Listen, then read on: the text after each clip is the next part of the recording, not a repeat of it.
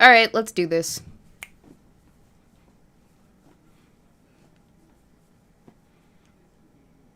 Oh, shit! I didn't realize that. Okay, so when I press go live, it goes live, but there's a delay, right? So, my bad. Whoopsies. So I'm watching myself not be seated in the chair at the start of the stream, and I'm just like, cool. That's how it be right now. Holy fucking shit. Alright, so we're a little bit late. Partially because daylight savings time had me taking a nap and for entirely too long. And that meant that dinner did not get started and did not get finished until a little bit later. So I ended up pushing it back because the chicken would have gotten done just as we were supposed to go live, and I didn't want to stream on an empty stomach because I already woke up a little bit on the wrong side of the bed from my nap. So it's not good to stream hangry or cranky. Hello, small one. Are you just gonna... Oh, she sees herself. She sees herself on the screen. She's having a good time. So, I've resolved to never eat, or to never stream while hangry.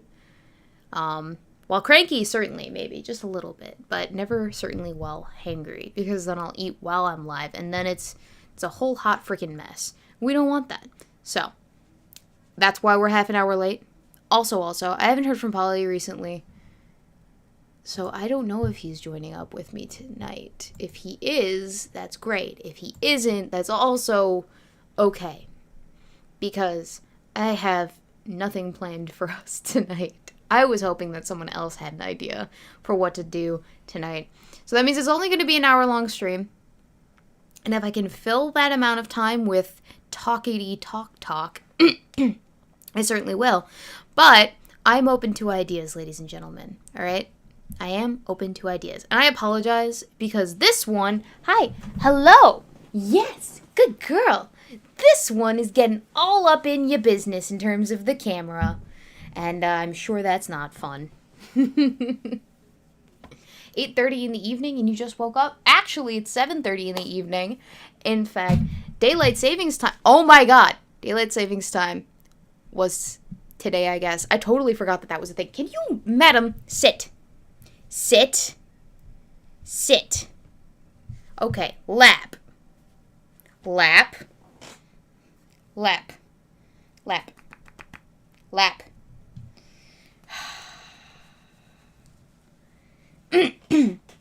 Polly had IRL stuff, and I assume that's the same thing that he's having this week. So that was his excuse for missing last week, which is totally fine. I get it 100%. IRL before URL and all that jazz. So let's just hope that next week he has a better time of it. Read us. Damn it, we're trying to compliment you. Oh, thank you, Kai. Rain. Love ya, pirate. I appreciate that. I actually have packages this evening. One for the Nameless Thief and one for Ms. Weebo Jones. So I will start off the evening by opening the one addressed to Weebo Jones. It is interestingly packaged, as you can see. It says it came from an Amazon fulfillment service. Valentine, I'm gonna lock you out of this room. If you don't simmer down there, biscuit, we're gonna have a problem. Capish? Here. Lay down. Anyway, it says it's from an Amazon fulfillment service. That is where the origin of the thing was from. And then, obviously, that's my P.O. box. So, it has no business looking as janky as it fucking is, which is sketchy as hell. So I'm wondering if someone ripped open my package on the way here. Janky as hell. Intrigued to find out. Am wondering what that whole shenanigans is about. But anyway, It's from 6. So, 60, I'm sorry, but you're going to probably have to tell Amazon that the packaging was a little bit janky. And if there's something missing from the package, that's not my fault. It was like that when I picked it up from the post office. So, yes, I know. We can see Valentine's ears. There's not a whole lot I can do short of yeeting her out of the door. She's gonna be a nuisance like that. Anyway, for you and El Boyfriendo to write your awesome stuff on and then post them places from 6. And then there's more because Amazon's really weird about this kind of stuff in the way that they send things.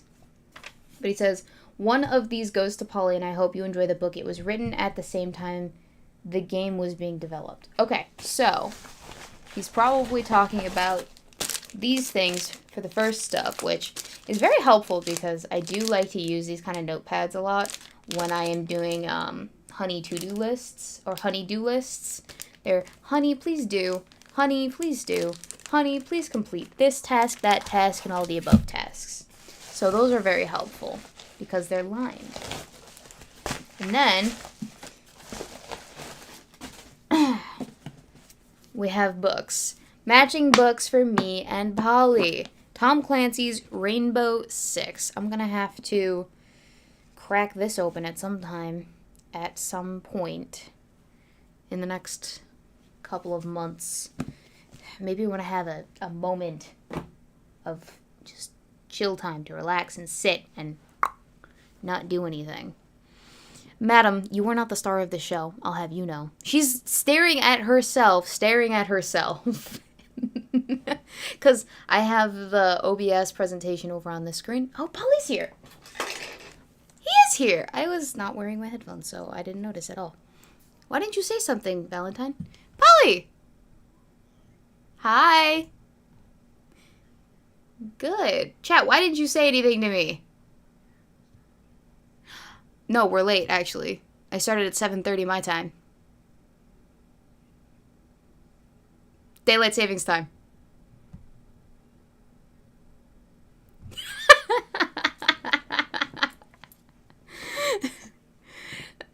I know, it caught me unawares as well. I woke up from my nap and I'm like, it's not 6 o'clock, is it? It is. Holy shit. I have a stream to plan for. Polly! Yeah, so, I'm sorry.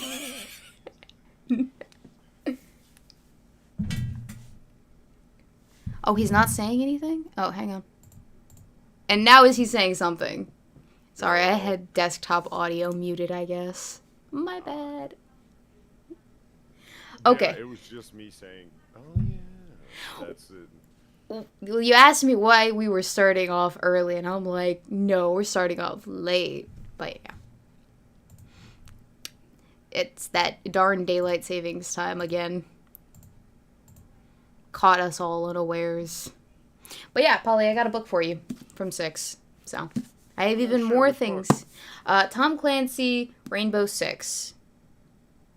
I only know that that's not just a game? Yes, it's not just a game. You should share your screen and then I can see in real time. Oh, that's right. It's been a long day. I woke up from a nap less than an hour or 2 hours ago, so. But your hair's so lovely and curly. I know! I took it out of my braids before I took the nap, and then I took the long nap, and then, yeah. Here's the book. Oh, look at that. Yay. Thank you, thanks. Yeah, so now I have River Rocks, I have Girl Scout cookies, and I have a book to send you. Oh, I have an address to send you, is that right? Yeah, that's what I'm saying, is that you have to send me some address. I don't care. It doesn't have to be yours, just something that I can send the things to so that you will receive them eventually. How do you I think you just click on the screen. He's very quiet, they say. Well, I can fix that. Through the magic Through the magic of desktop audio adjustment. There we go. Okay. Tell me if it's better. What are we drinking? Is it better, chat? I think it's better. The thing is, I had to turn up the desktop audio rather than turn you up directly because desktop audio got turned down last time I was playing Elden Rings because I didn't want it to be obnoxiously loud for everybody. So hopefully that's fine. I've got a legitimate noob question. Yes. Is it Elden Rings or Elden Ring? I thought it was Elden Rings, but now I'm not sure. Let me check my Steam account. It's Elden Ring. I oh have my god, to change... Weebo, you played this game on a live stream. For fuck's sake. You know, I think I actually titled it Elden Rings as well. Did you really? Well, okay, so... When I watched you play it, I was like, wow, this looks as hard as I've heard. Where's the easy mode was my first question. There is no easy mode, I don't think. But I oh no, know, it's a joke. The thumbnail is Elden Ring, so I'm going to have to adjust that because that's embarrassing. Yeah, with your reputation for perfect grammar, it's fine. Oh boy. Yeah, I was like, Old Man Enfield's like, there's only one of them, and I'm like, he's right. I'm a dumb bitch. Oops. And no one said anything to me. No one's like, Weebo, that thumbnail is wrong. No. They're just like, yeah, let's watch this bitch make a fool of herself online for all to see. Because that's fine. It's great. Happy March, Polly. Happy March to you as well. You're frozen, but you've got like a poised smile, so it's good. Really? How am I frozen? How are you not seeing my glorious body move on the camera? I'm wiggling. How are you not seeing my glorious body move? And you started to say wiggle. What? Well, how are you not seeing this? I don't know. You're frozen. I'm not frozen for me. It's not me. I didn't do it. It's not always about you, you know. But yes. Yeah, you're not even running. You're running 720p, 30 FPS. It's not like you're going crazy. Yeah, no. So why is it not? We need to find a better way to do this. Let me just. Oh no, you're in motion. There we go. There we go. What if I just zoomed to you? Well, this is supposed to be the easiest way of doing it of all. Caption from Discord. This is supposed to be, you know. And Discord has become increasingly disappointing. I know, right? And after the most recent update, El Boyfriendo couldn't even get it launched to update it yesterday. So I had to be like, all right, just press the executable. It should be fine at that point. It'll automatically update because it'll sense it. But have you noticed that about Discord that it actually is legitimately getting worse? With every update, it's like, oh look, stickers and more stickers and GIFs and places to put your GIFs. Right. And other things that 8-year-olds enjoy. Meanwhile, our audio and video quality is steadily going down. Indeed. Stickers, but at what cost? Not like this. Not like this. What did it cost you? Just that image of Megora. Oh gosh, Megora? It's not Megora. The green chick from Guardians of the Galaxy. Fuck. Gamora. Megora. Yeah, that image of young Gamora. God fucking damn it. Just going, but what did it cost you to, what's his fucking face? Testicle face. Purple testicle face. Shit! Thanos. Thank you. I am a slow Weebo today, let me tell you. I'm very slow. I woke up from a nap, and that was the end of me. Discorded. Indeed, it is Grim Critters. Yeah. No, I believe that the stream is great for y'all in chat. I totally believe that. I just meant the screen Weebo sharing here, so I can actually see her in real time. Yeah. As opposed to like with a 15-second delay. Yeah.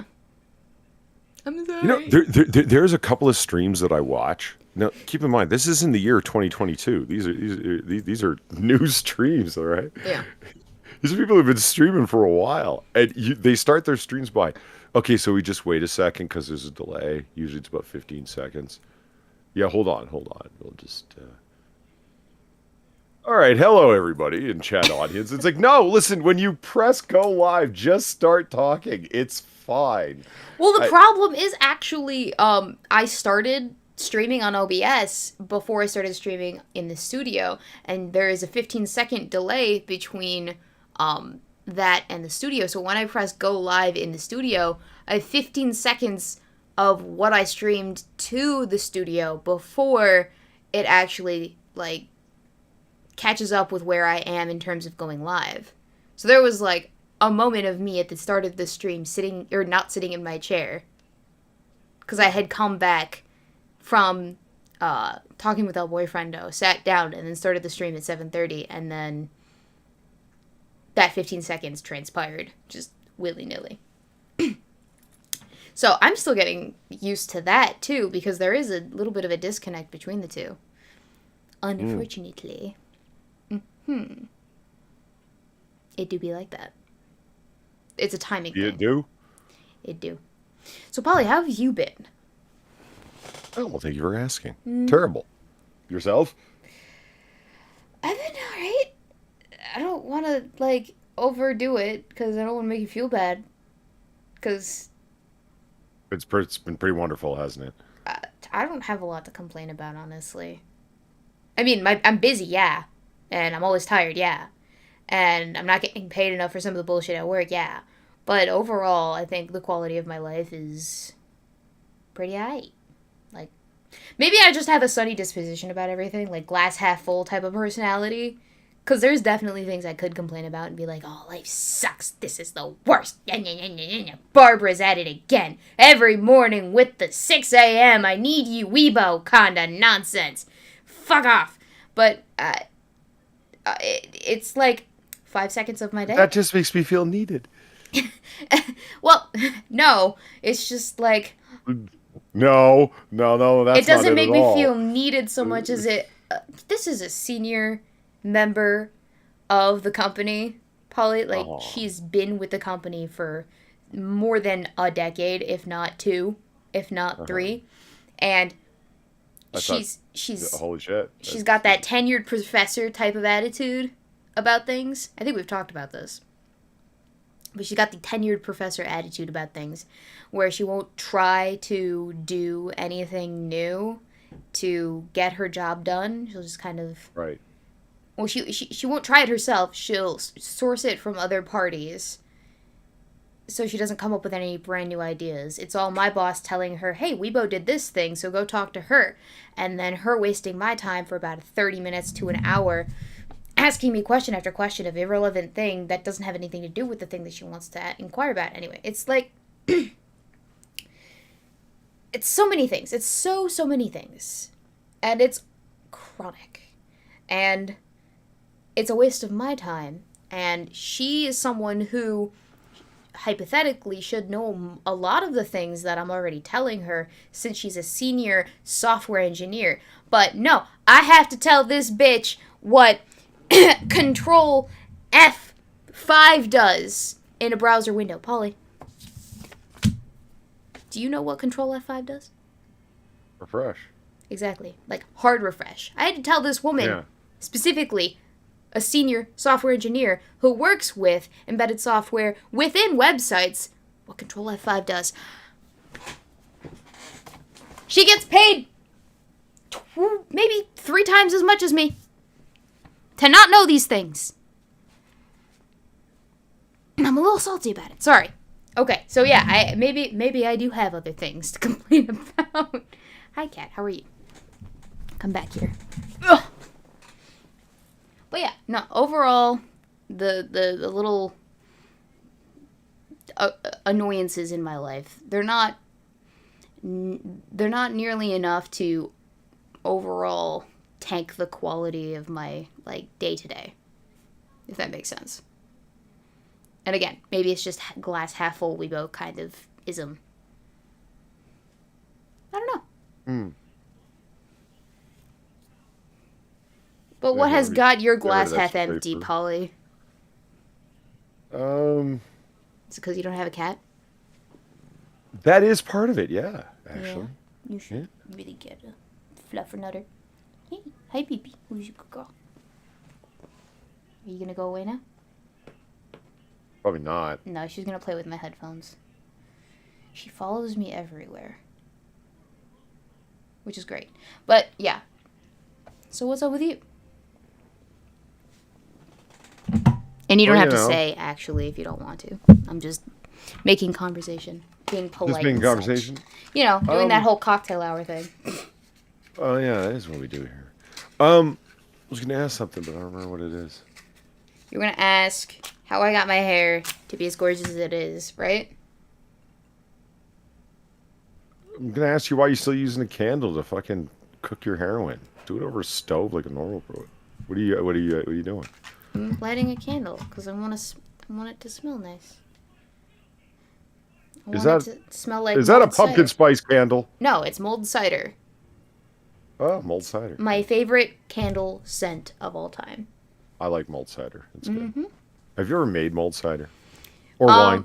I've made mulled wine. Well, by made, I mean I was in the house. Excuse me. I was in the general vicinity of the two parties, Balik and Magnus Pateras. They were mulling the wine in a crock pot. So, yes, if that counts. No, if it doesn't, but I have had it. And I would like actual mulled cider too, honestly. Like, I think I'm going to do a whole Oktoberfest themed get together with friends at some point and do that. I need to get my hand on a mortar and pestle. I've been saying that for like 2 years, but I really do. Just order one from Amazon. Order one from Amazon. Literally, you could just, there, put it in your cart, send, or receipt, or order. There you go. You get it in like less than 24 hours. Or go to the store. Go to the mortar and pestle store. You know what's funny? I was looking at this thing on Amazon. Yeah. The Amazons. And I'm like, oh yeah, that's pretty, yeah, okay, cool. No, wait a minute. I'm just going to go to Michael's and buy this stuff and make this thing. And there you go. I did. Well, yeah, you could do that too. Or just go to your local apothecary. I'm sure they have one. There are apothecaries around, but they're full of new age people. Gay.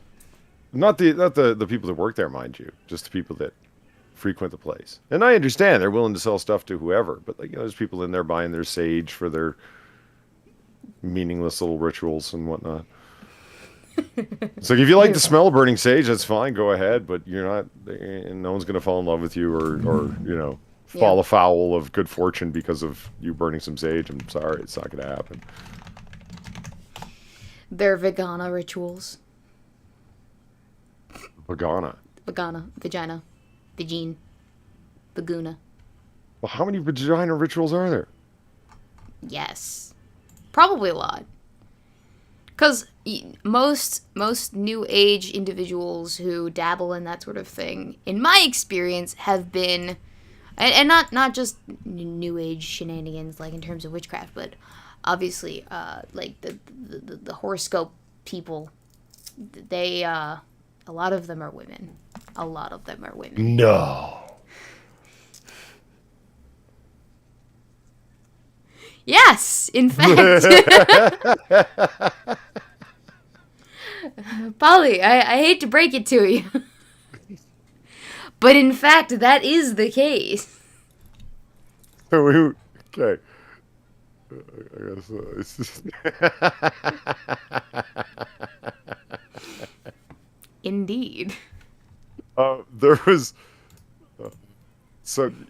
I realize you don't watch your friends' streams or anything, the work that they work so hard to put forth. So you didn't see Noir Bar the other night. No, I didn't. But that's not proof that I don't watch your streams. I do. I just, don't watch every stream. I got a picture. I got a picture for you. Mama works for a living. Sorry. We did the ugliest babies in Renaissance art. Look at this one. We just love this one so much. It's just... Ooh. Yeah, that is unfortunate. I gotta say, some of the art renderings of people and things in ye olden days are ugly. Most of them are pretty ugly. Well, I mean, that one's like it's well drawn. It's just the baby looks so angry. The baby looks like he's not having a fun time. Also, why does the baby have wings? I think it's supposed to be a cherubim. Boom, boom, boom, boom, boom. Aren't they supposed to be happy though?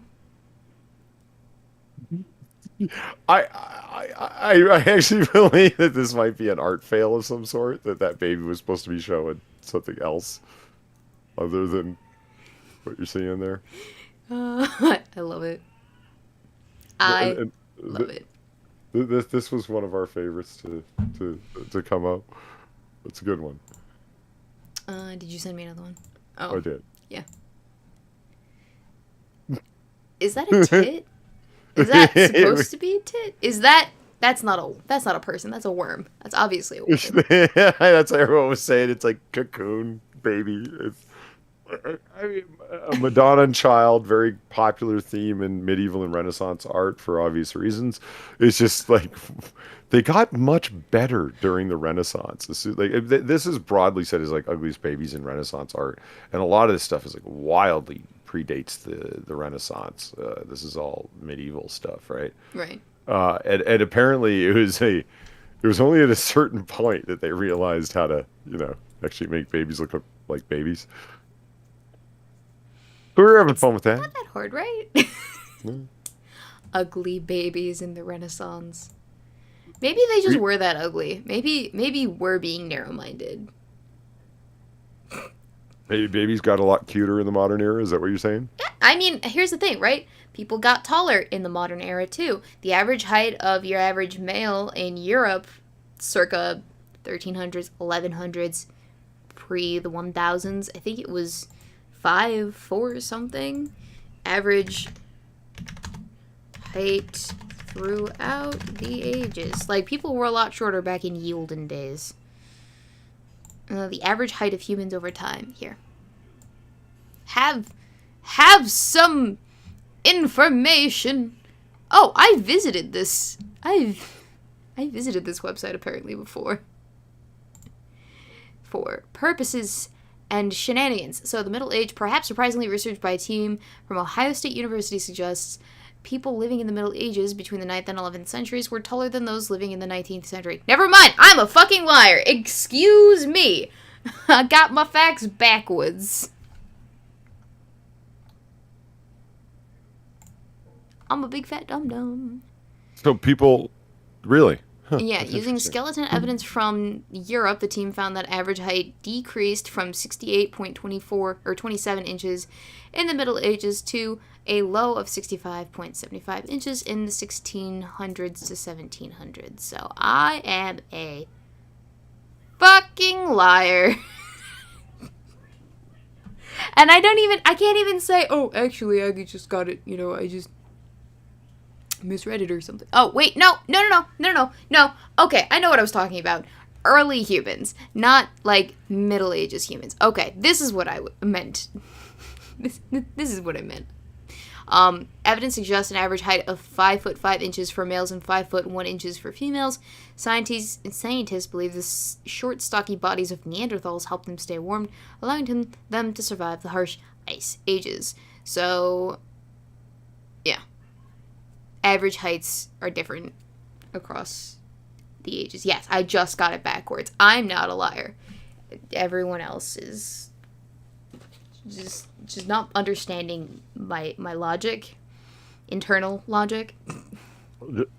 Oh, we can't start that. I won't allow it. No. We've already got my truth. I refuse to accept there's such a thing as my logic.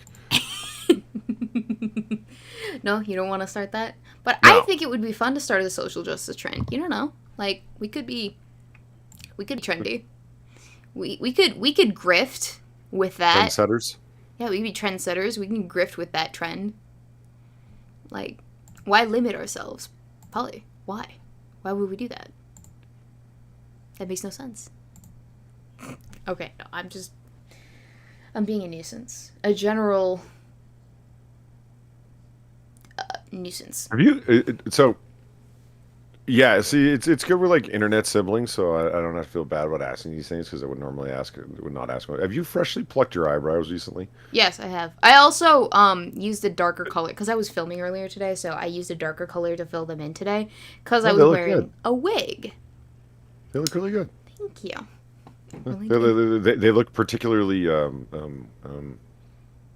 shaped, defined. Thank They you. look particularly defined. I think part of that is because of the color that I used to fill them in. I used black instead of my normal like brown that matches my hair color, so they do look a lot darker. And I think I might do this more often. But I did fill them in darker today because, well, as you can see from here, let me pull it up. Yeah, you were wrong. Right. Not that. Oh. Doo-doo. I was doing the whole Wednesday Addams kind of thing. I was wearing a wig earlier today. And That's I great. was apparently That's not really happy good. about it. No kidding. Holy shit. I gotta tell you, you ever actually worn a wig, Polly? Uh, no. I'm just thinking there must have been some point where it's just no, I don't think I ever have. Well, yeah, I've so. got this beautiful, luxurious hair, so I just Well, so do I, and it's a so you problem do. if I wanted to change my hair color. I either have to dye all of this shit a different color, which is a lot of effort, and also I don't like to touch this with chemicals that aren't like shampoo, conditioner, and like a hair mask. Like I want to keep my hair healthy and pretty. So I would rather wear a wig than dye it if I wanted to achieve a certain hair look. So for the video today that I'm doing, I wanted to film as this black haired beauty over here. Because, well, there's a whole point to it. I don't want to get into it because I don't want to, one, overly explain the point of the video, and two, spoil things. But this is what I was wearing, and you have to like for a wig in order to make it look believable, you have to pack all this away, right? Hmm.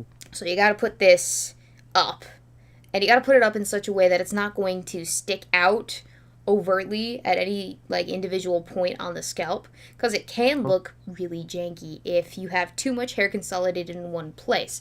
So you can't just throw it in a bun and call it a day and put it in a wig, because there's gonna be this big old just honker of a knot of hair sticking out somewhere, wherever it was that you tied the knot or tied the bun. So I had it pigtail braided against my scalp, and then what I did was I took bobby pins and I pinned the pigtails to the scalp in such a way that you couldn't even tell that there was any hair underneath the wig.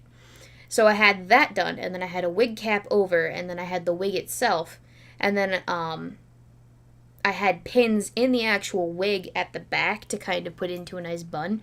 But anyway, there was so much hairspray, pins, just tension on my scalp that at the point that I was done filming, I was like, Is that why you've got that look on your face? I thought I was in a mood.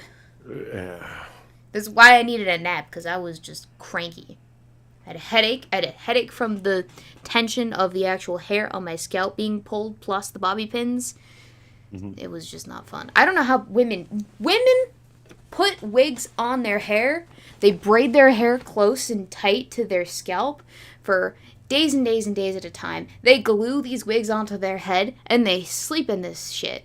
And I'm aware. they live like this. And And they live this way, and you leave black women out of this. They don't do nothing to you. it's not just black women. It's any I know. woman can do this. But I gotta commend them for the amount of effort that they put into looking that good all the time, or like into their looks specifically, because it is a struggle and it is a pain. I think my stepmom was the one who coined, or who told me that the phrase beauty is pain, and oh god, boy, yes it is. I mean, Beauty like, is pain. beauty is pain, Polly. Beauty is pain, indeed. You have to make it happen. Is that it? Well, I mean, I did pluck my eyebrows, and that wasn't exactly a walk in the park either. So that was about as much pain as I will put up with. That and waxing my mustache, which I haven't been able to do. That and waxing your mustache, which you haven't been able to do. Uh-huh. Huh. Because I have a lovely scar right here. Yeah, no, I heard. Mm-hmm. Yes, indeed. It's very difficult to actually wax scar tissue. That is so the wig itself, the one that I'm wearing here, that is one of the higher quality wigs that is on the lower end of the wig threshold. It's not real hair. It's long, thin fibers of some plasticky thing, which makes it very difficult to actually work with in terms of curls. I bought it for specifically YouTube videos because I didn't think that it had to look nice. And I could cheap out on it, but I'm not impressed. I think the next wig that I buy, if I get any more wigs, they all will ever have to have bangs, because look at that freaking 5 head. Well, I mean, you have pulled your hair back. Yes, yes. But also, it was a pain in the fucking ass to have to contend with this shenanigans going on the whole time I was filming. I had hair, wispies in my face from the side, and I kept pushing them out of my face, and it was just not working. Is that so? That's explaining the look. So let me ask you a question: the look on your face, is that like the tone you're going for in the video, or are you just generally unhappy with what you've done to yourself? I was just generally unhappy. That was after I had filmed, so I'm a little bit more chipper in the video. But I went back and I reviewed it after, and this is the face that I made after. I didn't like the lighting. I didn't like the audio, because I wasn't filming in this room with the lighting and the audio and the whole setup. So I think I'm going to have to refilm, which means I'm going to have to go through all of this nonsense again. And it delays the video a little bit too, so I am very salty about that. But I think instead of using the long wig, I'm going to use the bob wig, because I do have a black-haired bob wig. It just... Well, we've all seen it. Is my We Was Kang's video series. That was the last time I think I wore it for a video. But maybe if I can make this one work, I will. Are all your wigs in a box, or do you have them sitting on like busts? Oh, I wish I had the amount of space to be able to sit them on busts, but no, they're in boxes, so they're all. I Looks tried. like a bunch of cat pelts. Yeah, basically. Hi, cat. How are you? Do you need me to make space for you? Ooh, I made it. Yeah, I want to get to the point where I have an entire room dedicated to, like, all of my YouTube shenanigans, so I can pack it away, but I can also display some of the more intricate costume pieces that I have. That would be fun. I have a whole plan for my home office whenever we move into our house. But right now I have to share the office with El Boyfriendo, so everything's kind of tightly fit. There is not a whole lot of spare room in this room. Like, at all. It's been taken up by all of the things. Hi.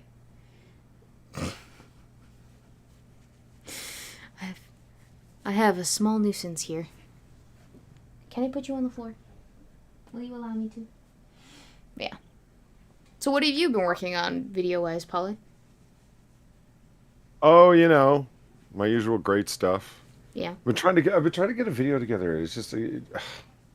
I mean, one of those things where I'm working on something forever, and I'm like, no, this isn't good. Let me start over. No, this isn't good. Okay, I thought it was good, and then I came back and listened the next day. I was wrong. It's not good. It's not good. It's taking a long time. Dan Foreman wants to know if I use an old-fashioned straight razor. I have thought about it. I would like an old-fashioned straight razor with an old-fashioned antique beard brush, shaving cream brush, and the cup. You know what I'm talking about, Weebo? I know exactly what you're talking about. Balik used to have them. Or yeah. He does still have them, but he used to use them when we were in college together. But so, yeah. It's Truth is, I don't really need one because I rock the 4-day, 5-day beard all the time. You So mean, like, what is that, like 4 millimeters away from the face? Or do you grow fast? Thank you for your patronage. That sounds gross. Hang on. No, let me rephrase that. it sounds like a grower shower question. Yeah, basically. Yeah. Sorry. That came out of my face really, really weird. Thank you the next 6 minutes for the donation. Since you got a background extra gig for Evanescence videos, I won't need to donate to you anymore. JK. No joke. I had a dream the other day with you sporting short hair as you, me, Eve, and Sinatra were in a band performing in a mall. You were the drummer. Okay. Low key, I would make an excellent drummer. Like, whenever I'm playing GarageBand, that is my favorite thing to do. Polly can be our groupie. Yeah, that'd be me. I'm a roadie. I just kind of hang out. Yeah, exactly. And pick Also, up chicks. 6, thank you for the books. I will get Polly's to his as soon as he Thanks, gets me an 6. address. Well, I'm gonna send you an address. Mm-hmm. I just forgot. Yeah, I know. It's okay. You know, we never rescheduled our thing with the things. I know. I'm aware. But you didn't even make any effort to reschedule, and I said, Wait. let's reschedule. Hang on. I thought I did. Pretty sure I did.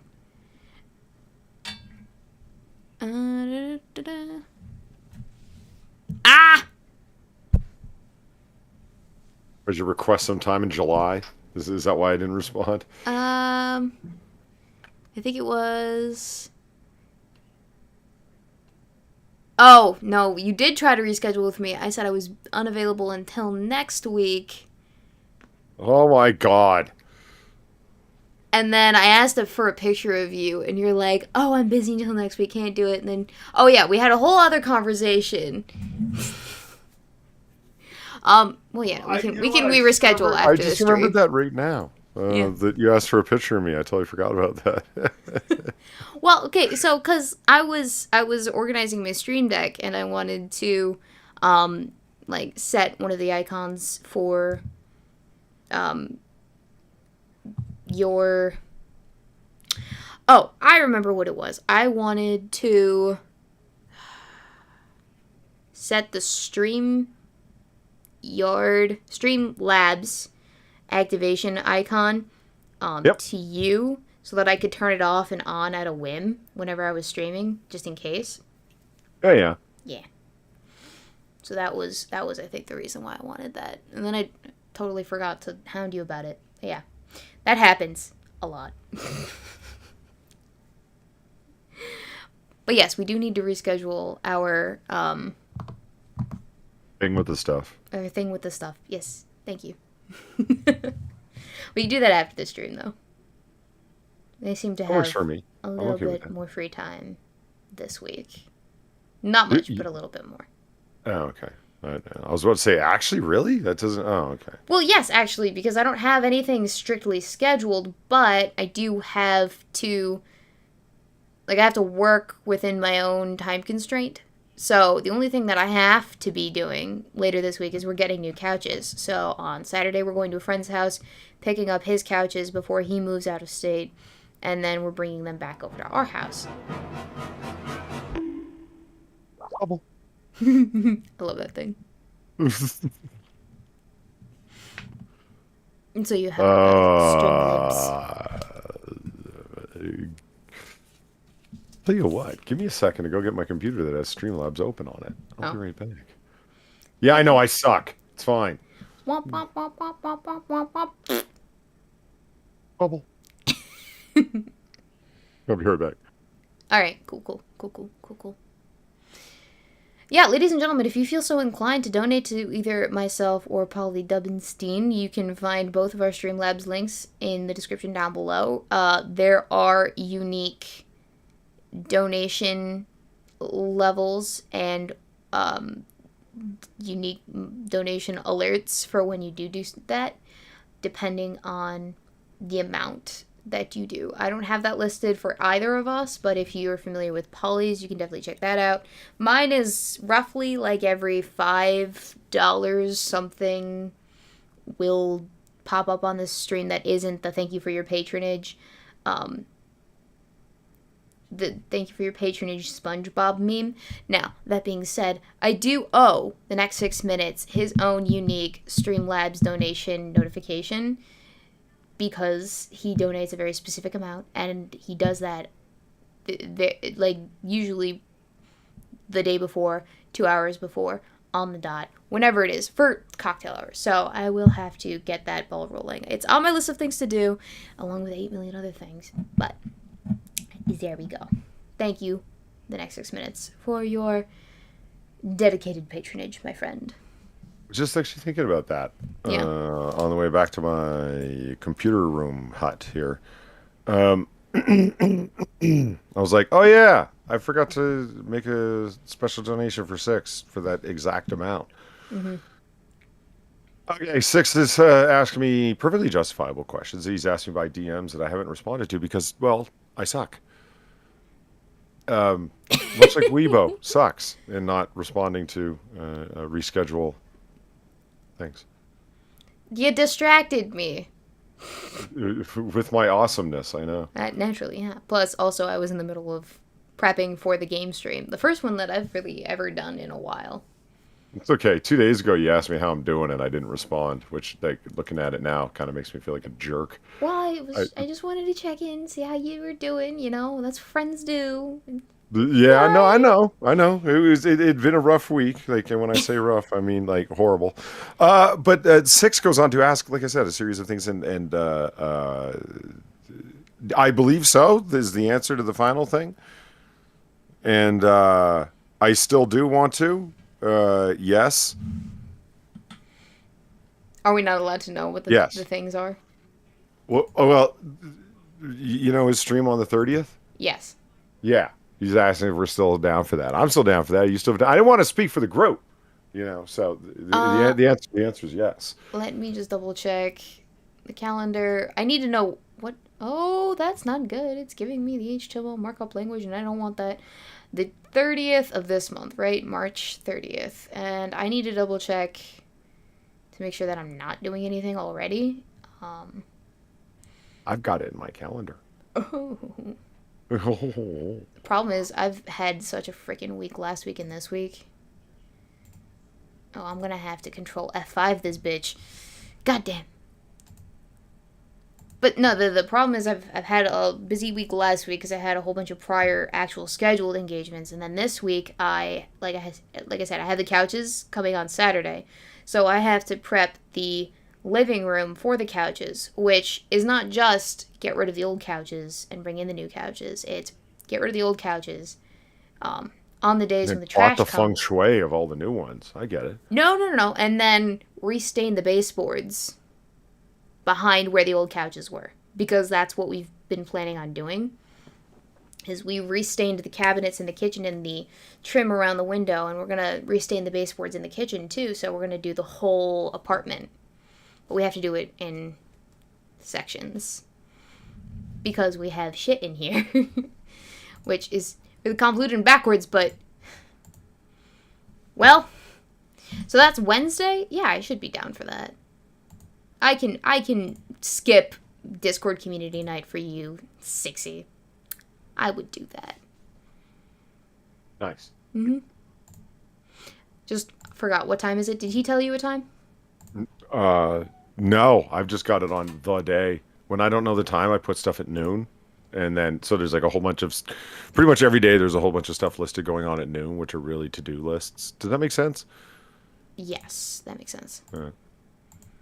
It's not letting me add anything. Oh, there we go. It is. It's letting me add. No, it's not letting me add. Daniel Fullman asks, what's the best Irish whiskey? And then Best Remy answers Jameson Black Barrel, a very good one. You know, when I want Irish whiskey, you know what I drink? Lowland's single malt scotch, because it's pretty much Irish whiskey. Really? because Lowlands tends to be not peated, and Irish whiskey isn't peated, and et cetera, et cetera, et cetera. So it's just go Lowlands. Hang on, I have to make a request. You see, Weebo, there's different kinds of Scotch whiskey, and I'll take your word for it. I don't no, really drink a whole lot of whiskey. I'm a rum kind there's of girl. Lowlands, Highlands, Isla, Islands, Speyside. It goes on. What's the difference between Scotch whiskey and regular whiskey? Where is there a In difference? Scotland. Yeah. Yeah. No, there's a whole series of legally identified things that make it Scotch. It has to a minimum alcohol by volume that it can be distilled to. Has to be made with barley. Has to be distilled, aged, and bottled in Scotland. Let's see what else. I said the barley thing.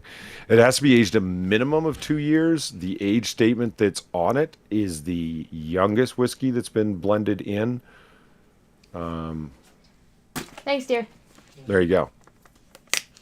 Nice. Sorry, I'm a thirsty weebo. Are those really big bottles of water? You just got tiny hands. This is a 16.9 fluid ounce bottle of water. So yes, I just have tiny hands, I guess. Rub it in, why don't you?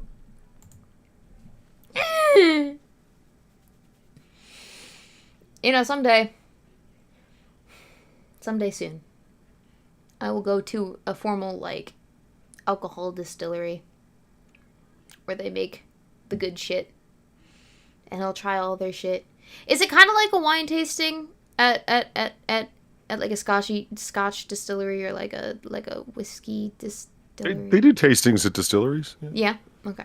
Yeah. But do they have or at fancy wine and spirit stores and stuff like that, restaurants. Yeah. I need to find one because I don't know what I like until I know what I like, and I don't want to buy whole ass bottles of what I don't like. Yeah. Because what am I going to do with a whole bottle of scotch that I'm never going to drink? Nothing. Give it to my children when they move out. Same as my dad. That's what my dad did. Like, when I moved out, I got a whole box of alcohol from the liquor cabinet that he didn't want anymore. And I just took it because I'm like, free booze. Little did I know that I would never drink any of... I still have yet to drink any of it. It's like, Snoopy says like 2 years. I thought it was supposed to be 10 years. No, it's definitely not 10. I mean, that's why they have 8-year-olds and etc.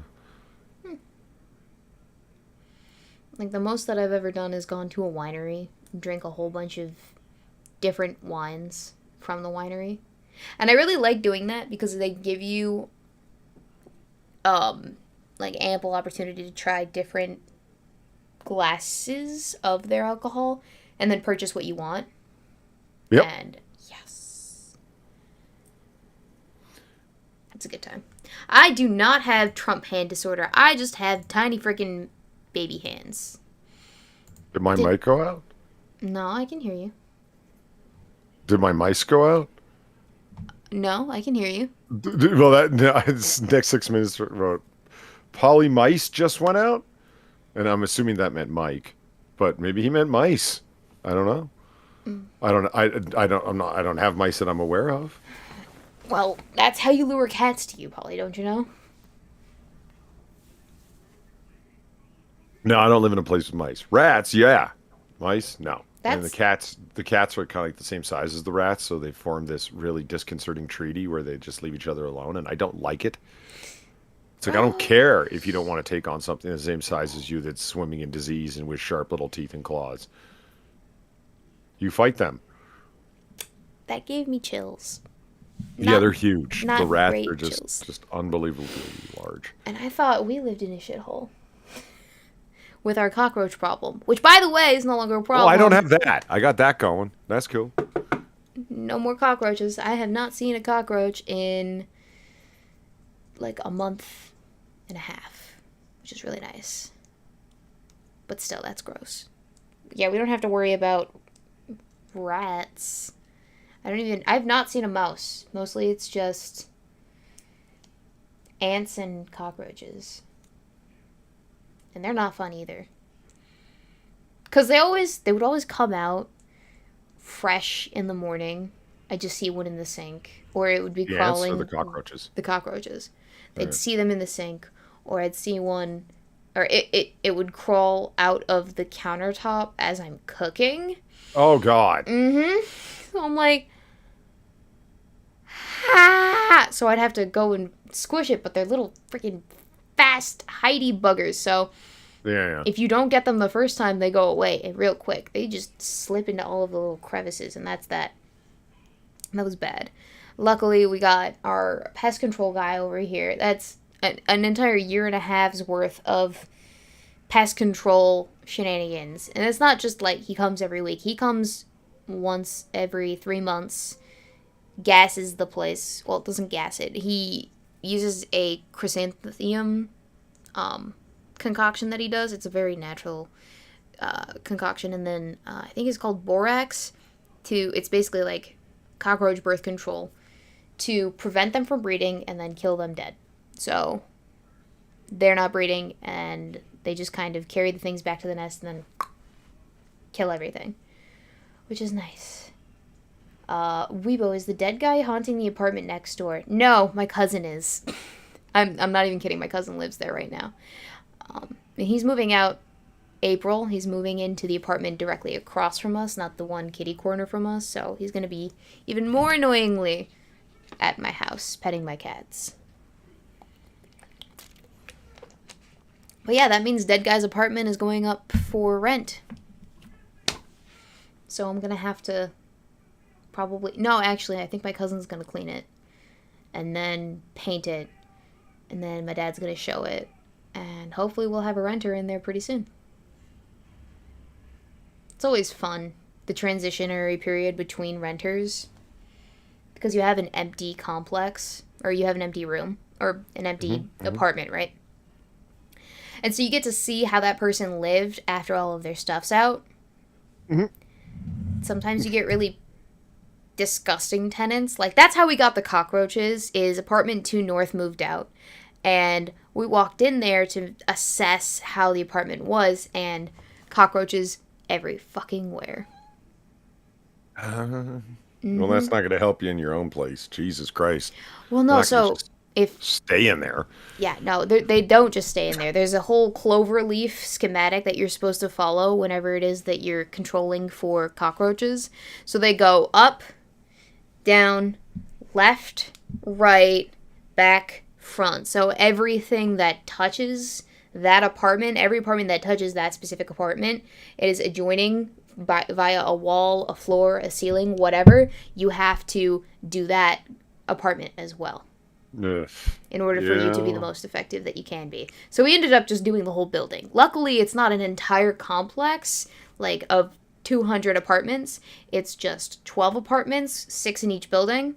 So we just had to do 6 apartments, but that's still a fucking day's worth of walking around, letting them into random strangers' apartments if they're not there. If they are there, standing there while the inspector is gassing the place and making small talk with the tenants and looking. I get to see how all of the other tenants in my building live. Some of them make me not enthused for when they move out, because I'm going to be the one that has to clean that. Nice. Yeah, some people live like shit. And it makes me feel all the more cleanly. Like, I feel disgusting as I'm walking out of their apartment, so I'm like, I need to compensate somehow. So let me deep clean my own kitchen. I'm going to be so thrilled when I no longer live in this building.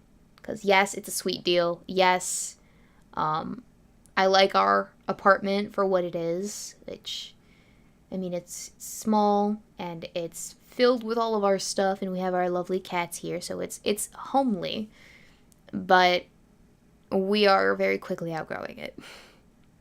We need a house. Instead. We need a house. We need a house. You just want more room for your. I need a china hutch for all my china and No, I already put it all in the buffet. the buffet. The buffet. We have a buffet. Do you? Yes. No, Well, I that need explains more... your limited space. Holy fuck! Yeah, I can only imagine what else you have.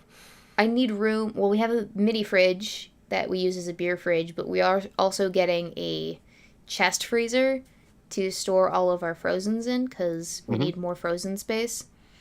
Because I'm a bulk buyer. Yeah. I like to So buy am I. when everything's super cheap, but I don't have a place to put everything all of the time. Where's it go? So it still goes in the freezer, but if you take a look at my freezer, it is chock full of everything. So if you remove one thing, the whole domino effect happens. Yeah, I have a booby trap freezer too, and I'm a bachelor. I live here by myself, and it's like, yeah, I still have a booby trap situation. Well, My you fridge is actually cook? really empty right now and has been for a while, but my freezer is, yeah, like you said, chock full. Wait, so is it like, what is it full of? Is it like What'd you just frozen put? meat? Is it like full of frozen meats, or is it full of like frozen meals, or... Well, okay, yeah, leftovers like meals that have been pre-made, and then frozen meats, and then the body parts, of course. Yeah, it adds up. Naturally, the body parts. Yes, I need some place to put up all of my hack jobs. Well, you can't just let them just sit there at room temperature. It's gross. I know! I can't just leave them in the bathtub. I have to move them. I mean, yeah, that's where the job starts. That's where you let them drain before you start, Naturally, yes. Yeah, once we get Yeah. a house, And we'll here's a have hint. Work at the freezer. joints. The amateurs always start in the middle. No, work at the joints. You can take Exactly. apart a whole body with just a fucking paring knife. God, these noobs.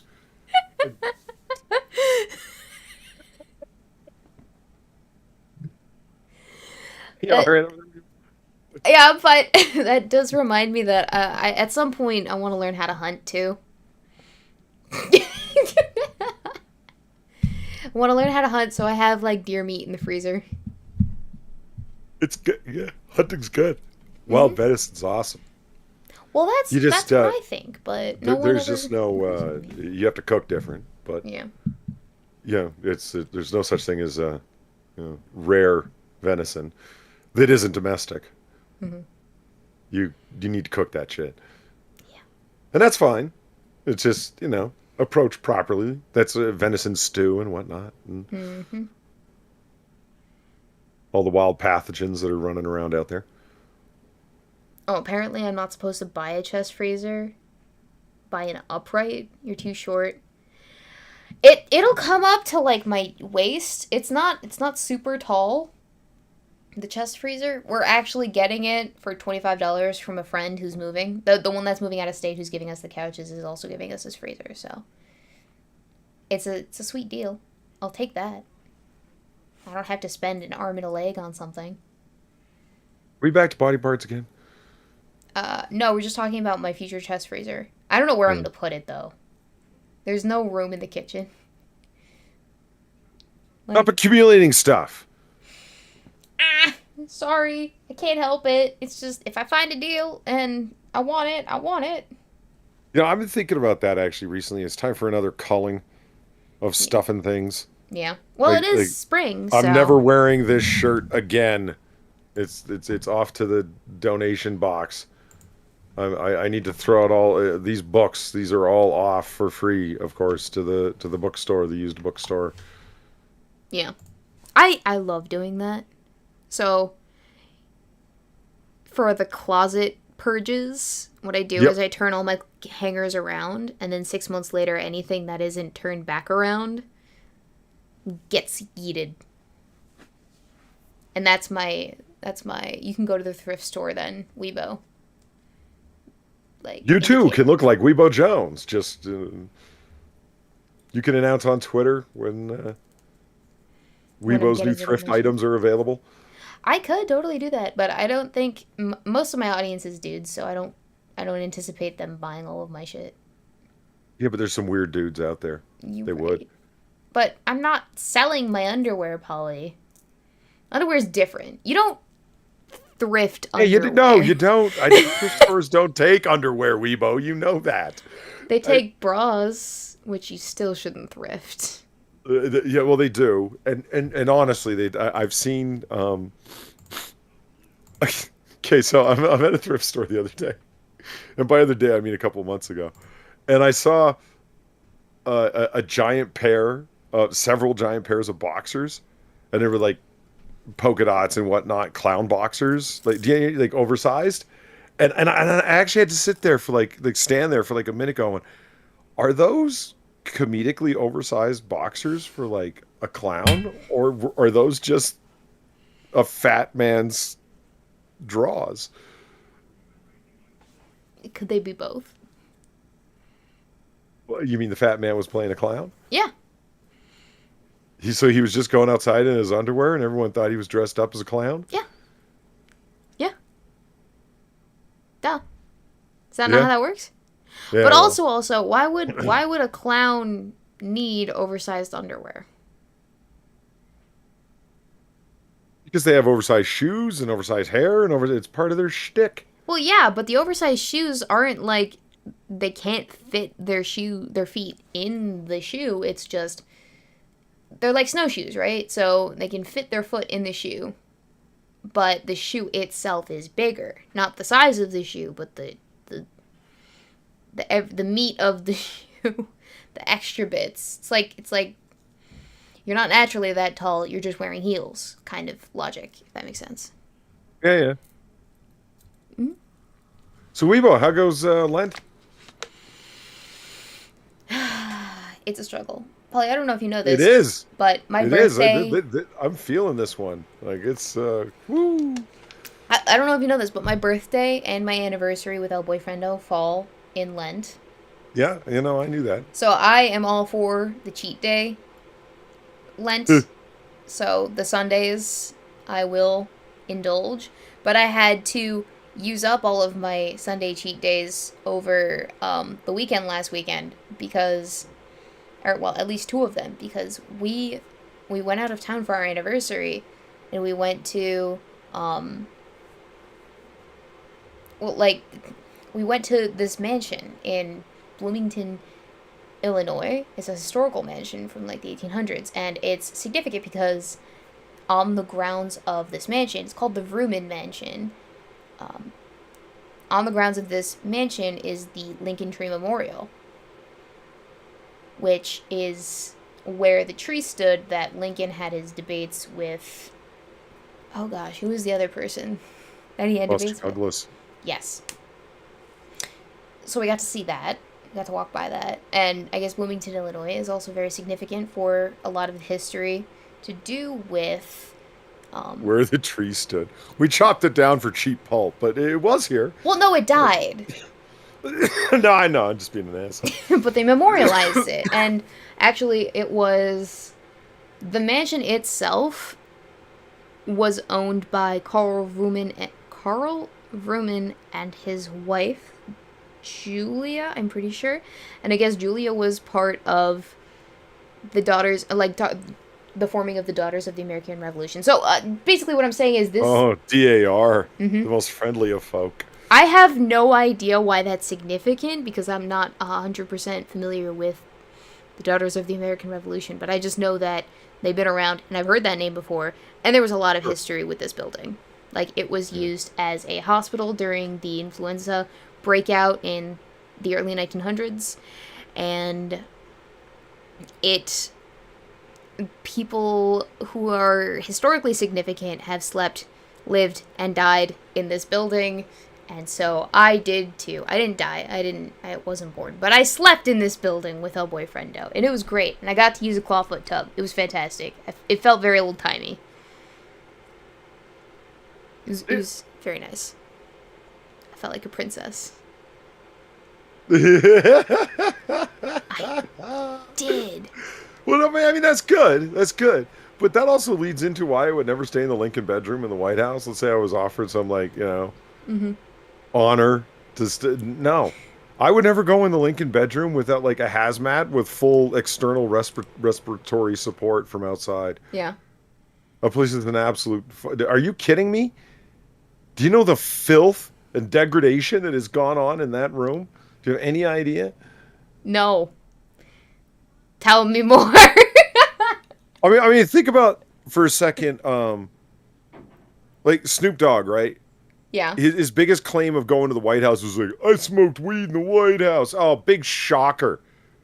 You balding fucking boomer from another fucking era, still living off of some shit you did a million fucking years ago. Oh, I still smoke weed. Like, yeah, okay, great. So does lots and lots of people. Yeah, but I'm famous for smoking weed. Yeah, okay, great. So you smoked weed in the White House. Okay, number one, I don't believe you. But number two, it doesn't even make a difference. Let's say you did, for the sake of argument. Yeah. What's the value in saying that you smoked weed? Well, like my idiot friend that claims that he went, I was in Paris and I went to the top of the Eiffel Tower and I smoked a joint there.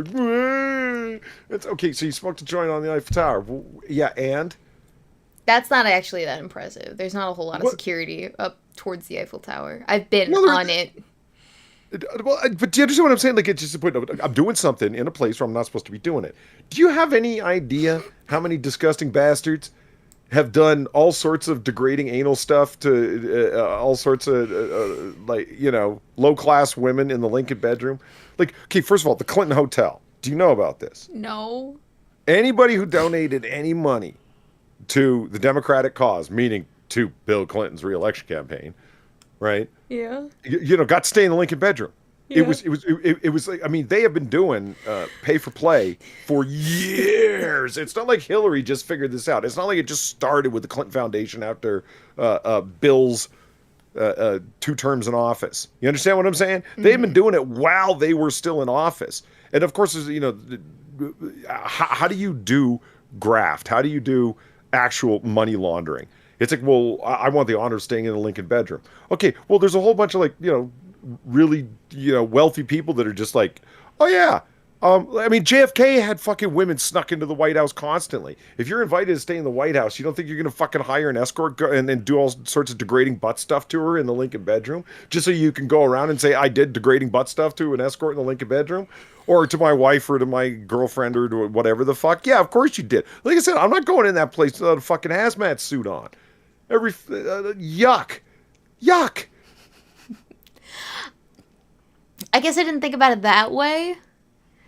But, I will say that if you visit a hotel, the likelihood of that hotel actually getting, deep cleaned is slim to none compared to, I'm pretty sure the Lincoln bedroom in the White House has standards that it needs to follow.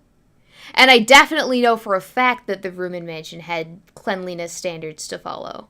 I mean, I watched them clean the other rooms as they were rotating them for the evening. Like, they had staff cleaning out the bedrooms as we were staying there because people had only stayed over one night, but still that one night was, they had to make it acceptable for the next party to come and stay in that room.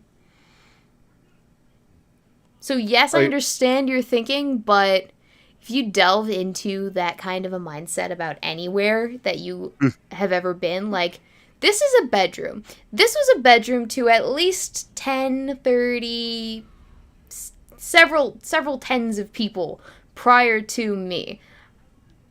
I wonder what the people have done in this room that I'm not aware of. Probably a lot. And it's an apartment complex in Chicago. Probably not great stuff. So, I mean, that's a very black-pilled way of thinking about places and people, Polly. Like I said, it's just, I have no doubt that they clean it. I have no doubt. But, things spray and get loose and whatnot. Would you stay there if you had brought your own set of sheets? The sheets I wouldn't actually be all that worried about. The Really? sheets, Okay. I have no question well, I have no reason to doubt they don't launder with bleach.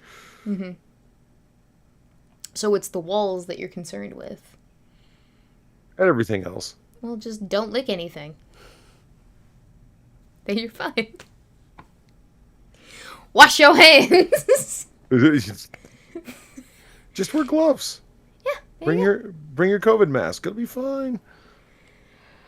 I've heard some of the stories of President Kennedy being a nasty, nasty boy in the White House, but probably not all of them. Like, Snoopy in the chat is talking about Kennedy's brother-in-law had a flight attendant in there for sex. What? How do people know this, first off? Like, obviously it's not going to be bragged about. Like, yes, of course, we have Snoop Dogg bragging about him smoking weed in the White House, but the Kennedys are a completely different story. Anyone related to a political entity, I would think, wouldn't want to brag about the debaucherous things that they get up to in the Lincoln Suite in the White House, right? Yeah. Well, honestly, it wasn't Kennedy who bragged about it. I don't think Kennedy would have wanted to brag about it, considering he was a married man and his wife lived there and all. It's other people after the fact that we're talking about it. Right. Secret Service and whatnot that have all told the stories, and journalists that just did we're not going to talk about this because at that time you just simply didn't talk about it. I mean, Jack Kennedy and then his brother Robert both banged Marilyn Monroe in succession. Journalists knew, they just didn't talk about it. Gross. Gross. What if Honest Abe's ghost visited you, Polly? Well, you know what? If that was actually Lincoln's bedroom, like quite literally, I mean, it wasn't. It's just named that, right? But if it was, I would.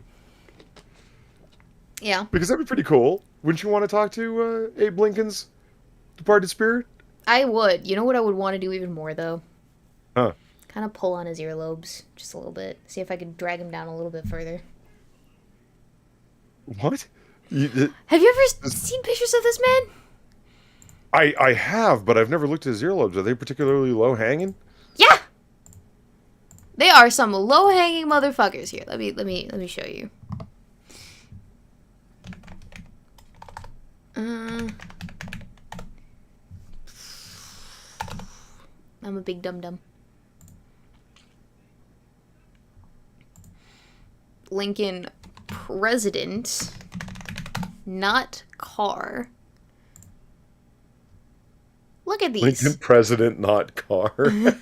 Well, because the first thing that popped up was, yes, Abraham Lincoln, but also Lincoln the car. Why is it not Lincoln loading? Continentals.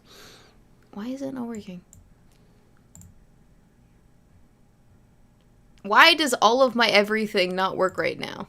I was having trouble with my laptop earlier today, too, and it taking 20 years to load an individual thing. But, like, look at these freaking earlobes right here. Do you see that? No. Oh, hang on. Okay, now try. Yeah, there's some pretty big ears. I'll give you that. He kind of reminds me of my grandfather on my dad's side. Gomps had some freaking large freaking ears. Okay, Weebo, you're a woman. Worst beard. Is it the mustacheless beard? Is it the chin strap, the douche strap? What worst beard? What do you think? Here, let's look up types of facial hair. All right. Because I want to make a decision based off of things that I'm already seeing, right? Man's Guide to Beards. So we have the clean shaven, we have the stubble, stubble medium, stubble long, full beard, French fork, the ducktail, the circle beard, the goatee, the extended goatee, the imperial, the Van Dyke. The imperial. I've no. Interesting. Okay. Yeah. The anchor, the bulbo. Is it bulbo? Or is it babbo? I don't know. The mutton chops, the friendly mutton chops, the Verdi, the Garibaldi, the Dutch, or the bandholes. What do you think of the Verdi? Or kind of like what is that? It's really small. Is that like coming down to a point with a fairly full beard? So you got the twirly mustache aspect, but then you also have like the Oh, it's actual. oh, okay. I can't even Yeah. see that there's yeah, it's really small. Okay. Here, let me open image in a new tab. Oh yeah, That yeah, that's doesn't no help. good. Yeah. Okay. All I'm right. gonna have to go with the mutton chops. Really? Yeah. It's very Civil War-esque, and we were just talking about Lincoln. My God. I know, but as you can see, Lincoln. Actually, we have to go back.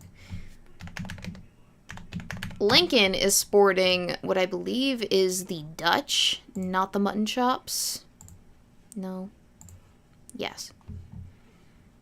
You The see? Dutch. He's Yep. sporting the Dutch, not the mutton chops. It's Could you very deal with the different. Dutch? The deal with the Dutch is No. basically, Could you deal with the Dutch? could I deal with the Dutch? Let's say Yes. a boyfriend I wanted to roll with the Dutch. Well, currently what he's got is something between the Verdi and the Garibaldi. What's the second one called? This one Yeah. up here, Yeah. the Stubble? stubble, the short What's stubble, what's the one next over to the stubble? medium So, stubble. medium. Jesus. Okay. All right. Or actually, maybe he's got more of a ducktail thing going on. Yeah, I think more. And he could do the full beard thing, right? He doesn't have a struggle beard. I mean, it's not as full as he'd like it to be, but yeah, he can do the full beard. He's been doing Okay, a good. full beard since for most of our 7 years together. He's been doing a full beard, and he started growing that out after senior prom, and he's just never gone back.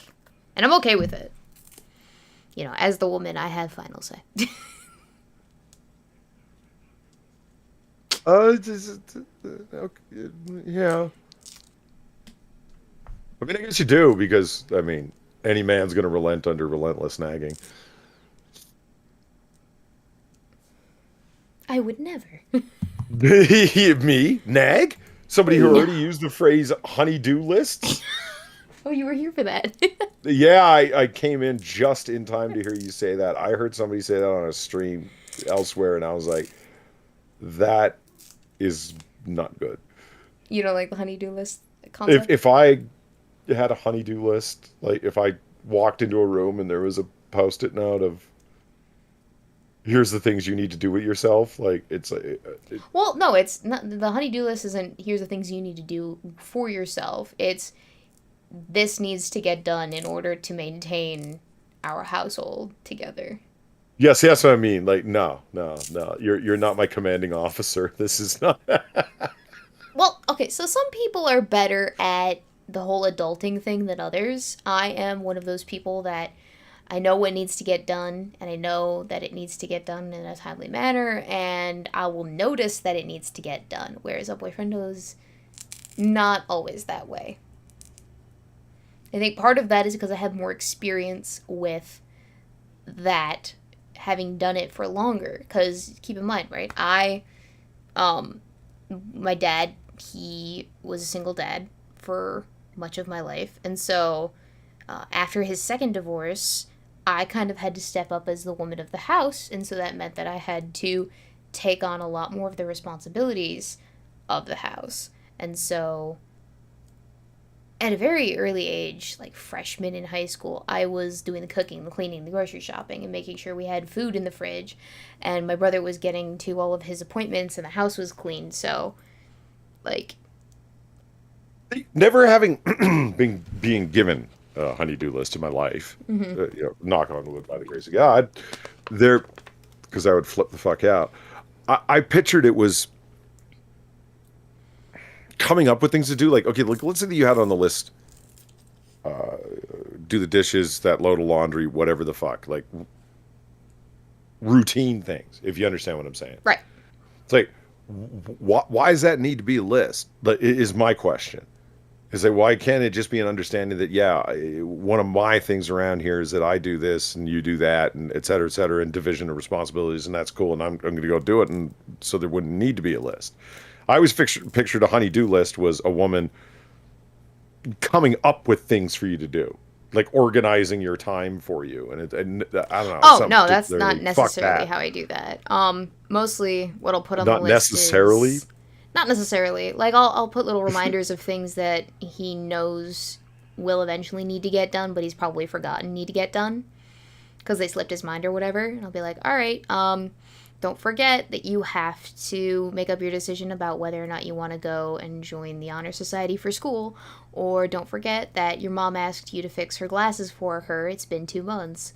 Or don't forget that the fridge light needs to be replaced and the light in the Yeah, kitchen you know needs what? to be replaced.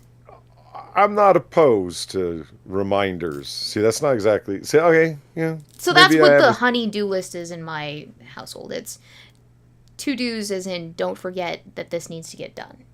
Gotcha. Mm-hmm. Yeah, there's not really a problem with that. And I do those for myself as well. It's not just something I do for El Boyfriendo. It's a joint honey-do list. So my to-dos will be on the same list as his to-dos, and whoever gets to the do first crosses the do out, you know? Don't forget to re-roof the house. But yeah, accountability manifests itself in many ways, Old Man Enfield. And some people are better at remembering things that they're supposed to do. Some people are not so great at it. Some people are out of practice or never had the opportunity to get good at it. And so that's something that I think that everyone kind of needs to be reminded of is if you've grown up in a house where you haven't had to do a lot of the things that adulthood requires of you, so like grocery shopping, right? I'm pretty sure a lot of people come from households where their mothers did all of the grocery shopping and cooking for them, or at least some adult in the household. And they probably didn't have to cook for themselves until after they left the home. So they don't know how to portion food so that it's, like, set for the amount of people that they're cooking for. They don't know how to, in some cases, they don't know how to cook. In some cases, they don't know how to food prep, grocery shop for the best deals so that they're not spending an arm and a leg on these groceries. They don't know how to portion control what they grocery shop either. So some people will buy the 3-pound bag of carrots thinking that they're going to use them in a meal, and they end up not doing that. So they need to buy the smaller bag of carrots, or they learn that they need to buy the smaller bag of carrots instead of the larger bag because portion control is a thing before you even put it on the plate. Some people don't realize that food goes bad, so you have one of two options. You either need to eat it or you need to freeze it, prep it and freeze it. So, like, all of these little things that you don't think about or don't realize that you need to know before you have to figure them out. Stuff like that, you know? I do know. No one, like, you don't know what you don't know. I'm a big fan of saying that, and I stand behind it 100% because you truly do not know what you don't know. So, for someone to go, well, how did you not know this? Well, I never realized that I needed to know to do this thing, or I needed to realize that I needed to do this thing. So, yeah. The cooking analogy is the best way that I could go about doing that. Like, I had to learn how to grocery shop. I had to learn how to food prep. I had to learn how to sustain the food in the fridge if we didn't eat the whole thing. So, stuff like that. Hence, it's all in fun, to be honest. Hence the honey. Yes, the honey-do is kind of in jest. It's not like I'm bossing him around. It's just, I am the supervisor of the store. We need to sustain ourselves as a store in order to be successful store. So I will write down on the board the list of tasks that need to get done. Holy shit. What? Oh my gosh. You can't hear it, but my computer is making all of the notification noises, and I haven't figured out how to turn it off yet. Ah! How do I turn off? I used to know how to do this.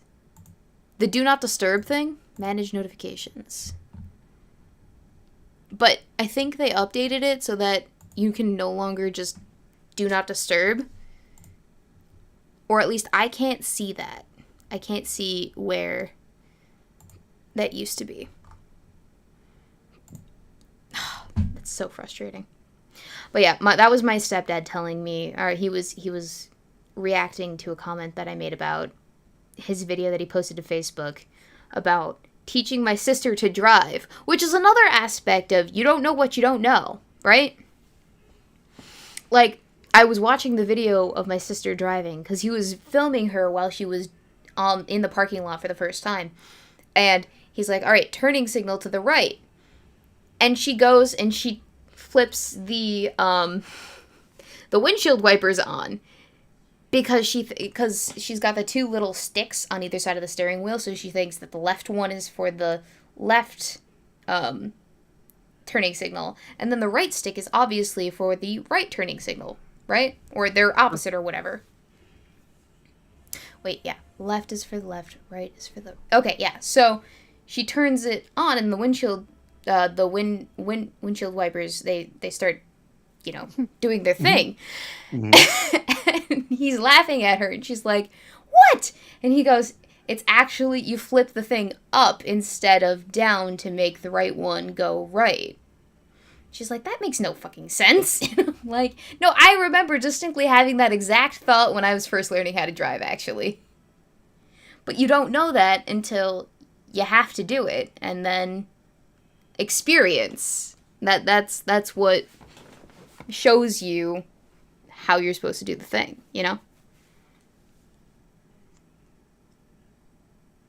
Am I making sense, or am I boring you, Oh, Polly? totally. I did. No, it makes sense. Mm-hmm. Snoopy sounds like a girl. Well, yeah, but I'm pretty sure that there are plenty of other boys out there that have made the exact same mistake. I don't think it's necessarily a girl thing. It's just a whoopsie daisies. It do be like that. Michael Hatfield says that home economics needs to be mandatory in high school. Now, is home economics, because I never actually took home economics. I took foods and nutrition, but nothing other than that. Is home economics more than just foods and nutrition? Is it also, like... Sewing.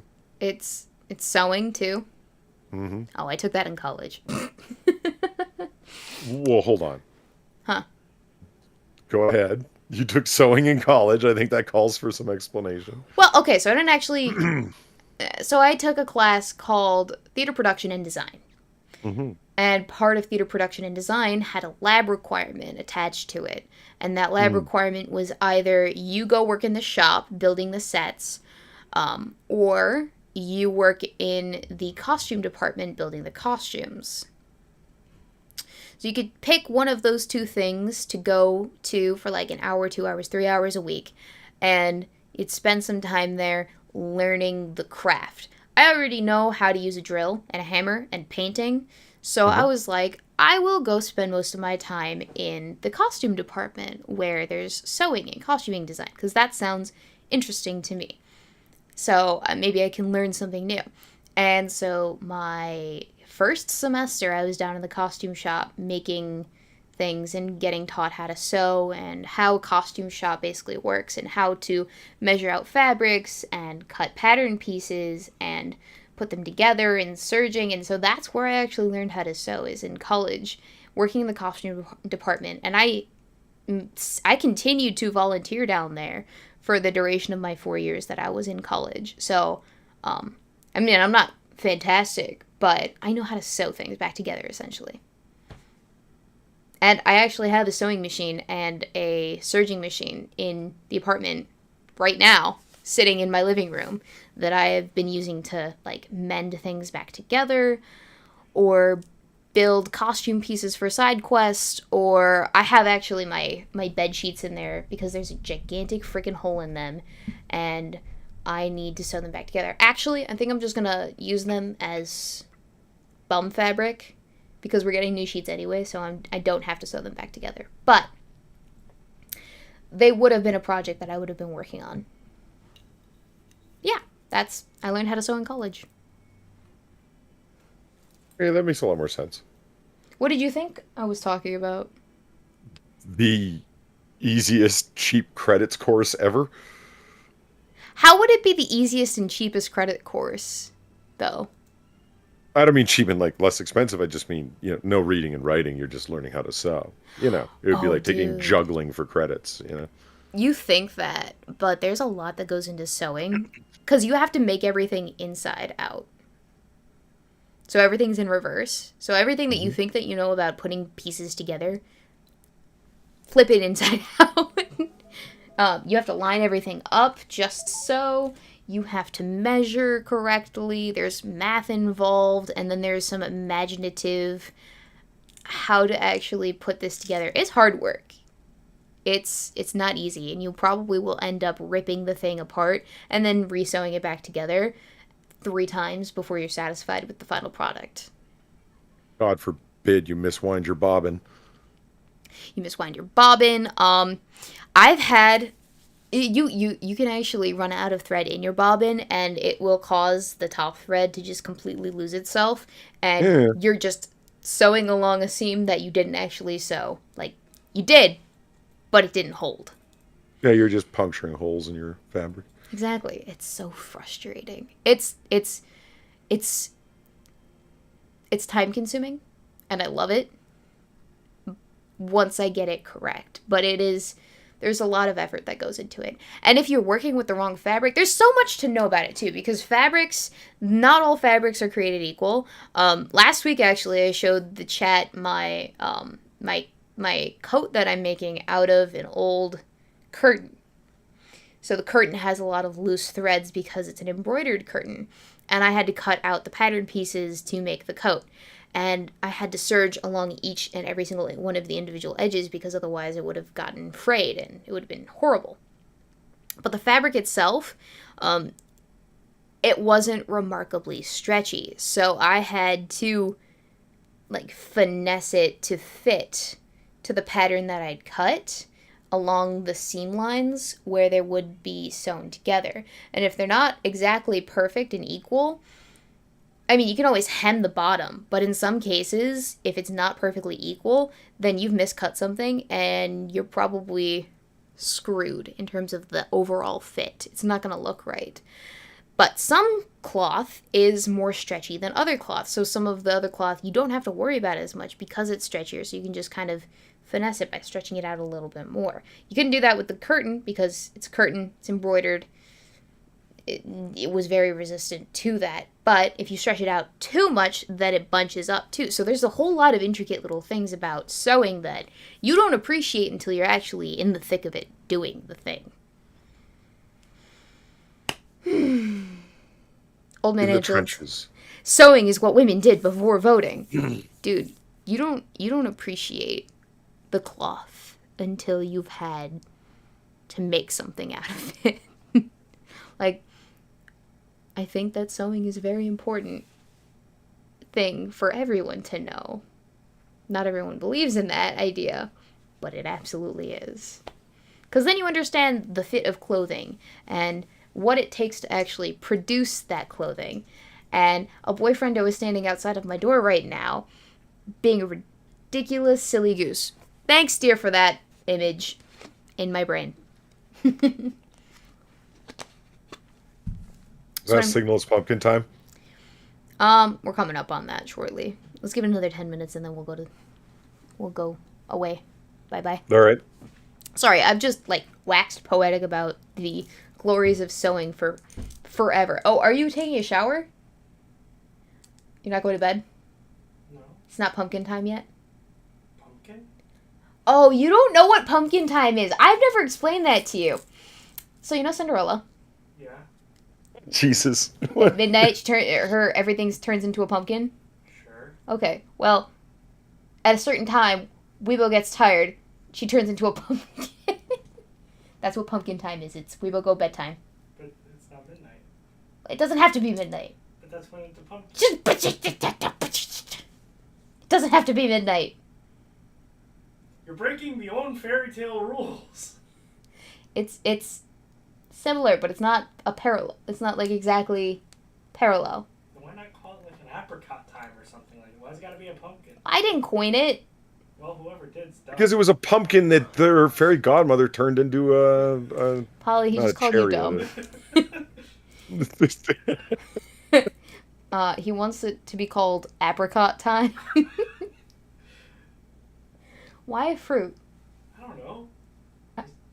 Is pumpkin a vegetable? Yeah, it's a squash, which makes it a vegetable. That's weird. Whoever did that is dumb. Go take your shower. Tell me when it's pumpkining time. Not midnight, just when it's time for I'll bed. tell you when it's pumpkin time. Okay. I can't believe we've gotten this far. And it's not going to be when you think. I can't believe we've gotten this far. It's been this long, and I've never had to explain pumpkin time to that boy. I didn't realize. It's just pumpkin time, bro. Just go with it. Yes, exactly, 6. Thank you. But no. Your boy No. has to get obstinate about it. You're obstinate. This whole court is obstinate. You don't even know what obstinate means. Shut up. How dare you be right? Anyway. I'm going to college. I know. And you're doing very well. Guys, he's getting a 4.0 GPA currently. Oh? Yes, a boyfriendo. We're very proud.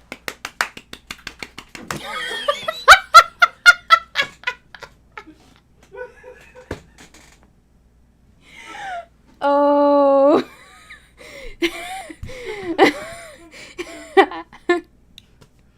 Explaining that one. I can't explain that one. I don't want to explain why I'm laughing. Okay, sorry. Okay, Polly. Artichoke time. That doesn't have the same ring to it, Lion. Okay, now they're just coming up with alternative names for pumpkin time. I like the pumpkin. Let's stick with the pumpkin. I don't mind the pumpkin. Okay. So yes, Polly, I have been regaling you entirely too long with the tales of my youth in the sewing dungeon. Because it was in a basement. So, hence dungeon. You still there?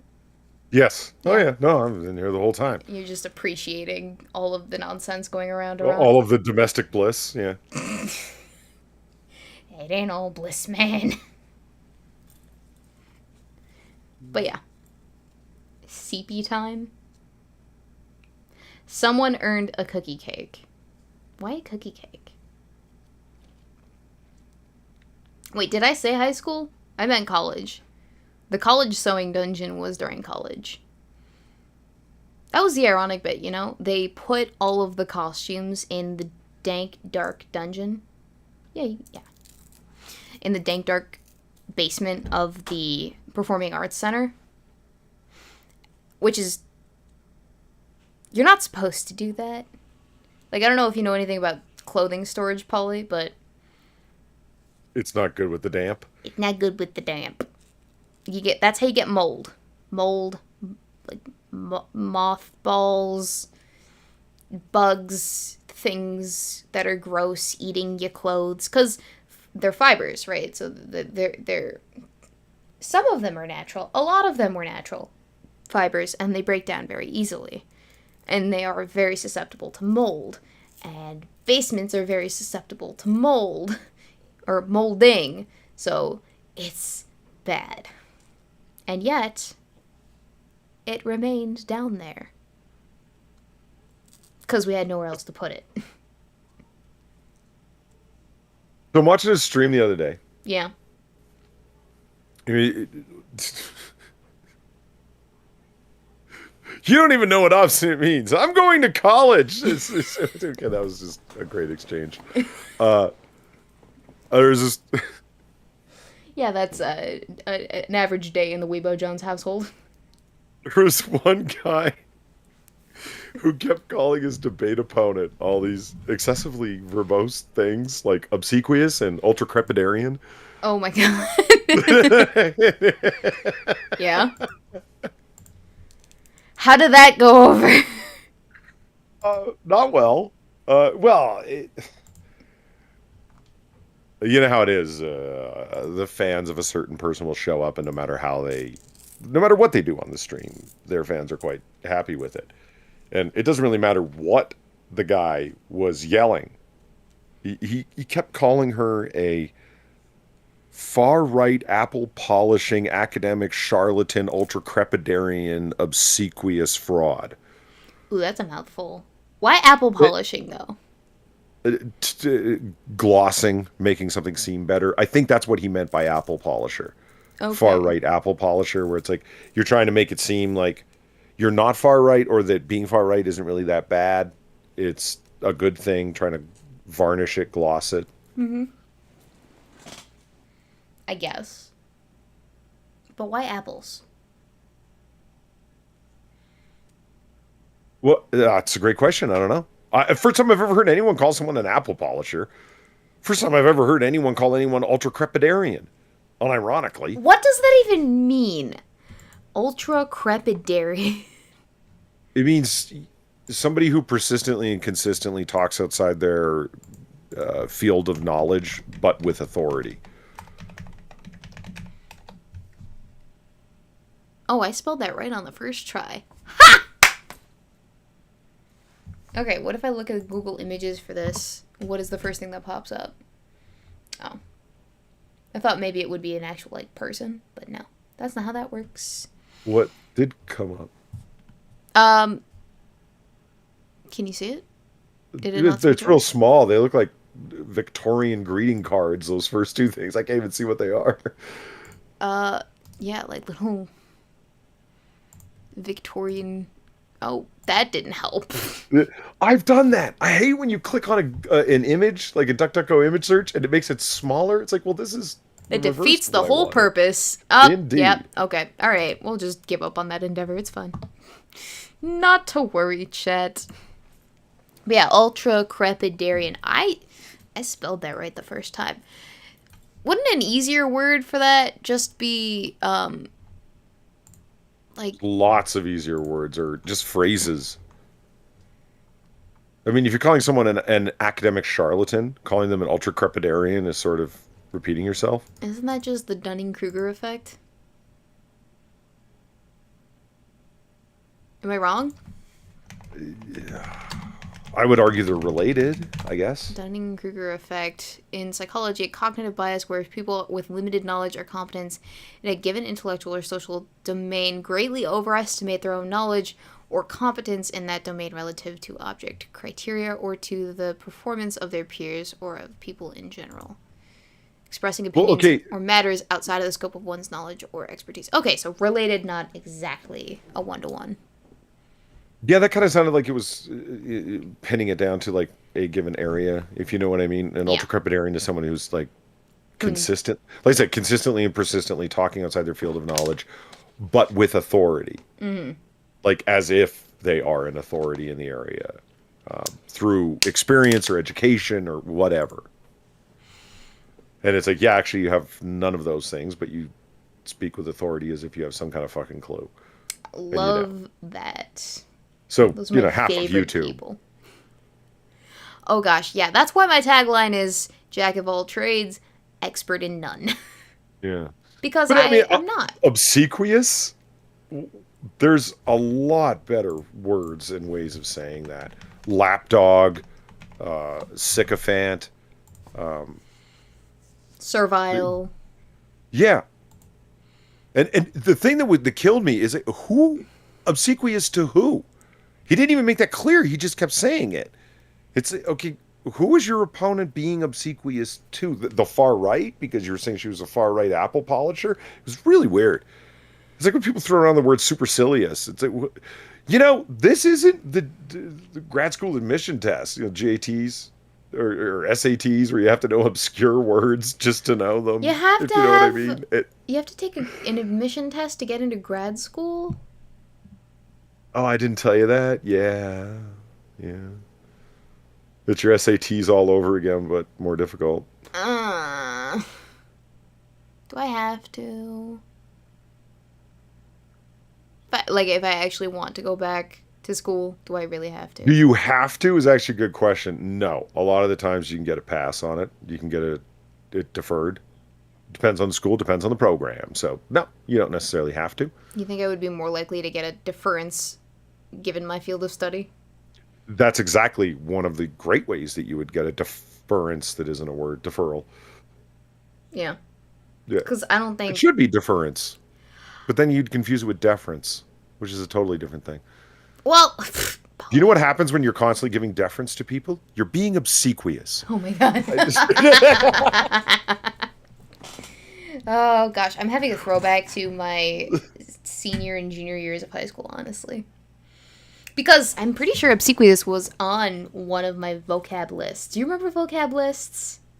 yeah. Oh, yeah. Oh my gosh, high school was a time, my dude.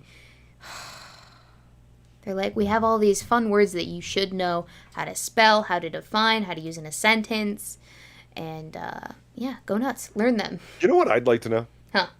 Totally useless thing to know, but I'd like to know. People will talk about the average person's working vocabulary, high school, college, whatever. People that are just very, whatever you want to call it, they're autodidactic. Fuck, I'm trying not to use big words now. People that just are very good at self-teaching, autodidactic self-teaching, right? Yeah. So they've learned a lot of words because they're just really sharp. There's lots of different ways you can, how do you determine someone's working vocabulary? I don't think they're pulling those numbers out of their butt, but how are you getting them?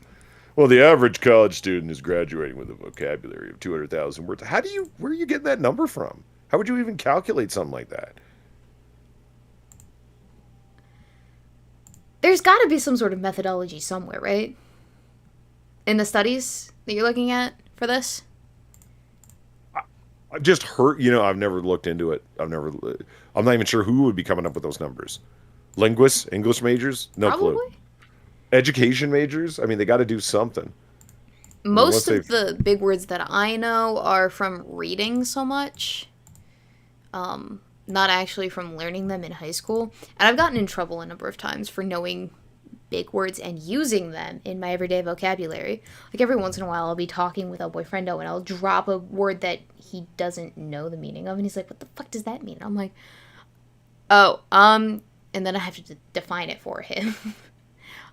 So obstinate being one of them, but I use it on a daily basis, so I don't know why he doesn't already know what it means. Why are you so recalcitrant in your obstinacy? But yeah. I've gotten it. I used to get in trouble all the time when I was a lot younger. So I'm talking middle school years, because I did a lot of reading in my youth. Probably some books that I should not have read, Polly. But I did a lot of reading in my youth, and I picked up a lot of vocabulary, and I would use it with my family, and they would bully me incessantly because they didn't know the words that I was talking about. Eric Grindstadler? Throwing women out of windows is not a nice thing. Don't euphemize it. I love that there's a word for that. Tossing someone from a window is a defenestration. Really? Yeah. There's a new word for your word bag, weeps. It is a great word, but it's like, I can't. Why do we have a word for this?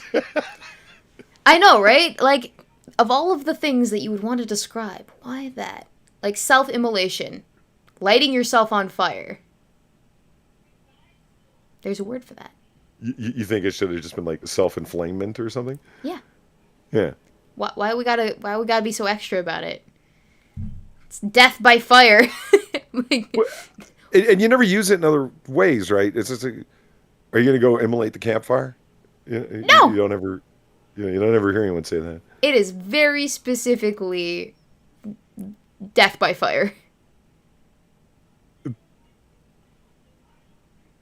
Like, Okay, you want to talk about words coming along? Not all of them are long. Sometimes they're short and confusing and obscure. right. I was reading a paper the other day, and the person was arguing a certain arguing a certain point of view of the mainline thinking on a given subject. Right. Saying, if we were to take these three premises to be the case, you're going to come to this conclusion. And I don't even understand why premises 1 and 2 count, and the conclusion doesn't even make sense, even if you allowed them. But it's continued to be argued by experts in the area. Am I one of them? I trow not. I trow Not? I was, yeah, Trow. I was like, Trow. I had to highlight it. So it means to believe.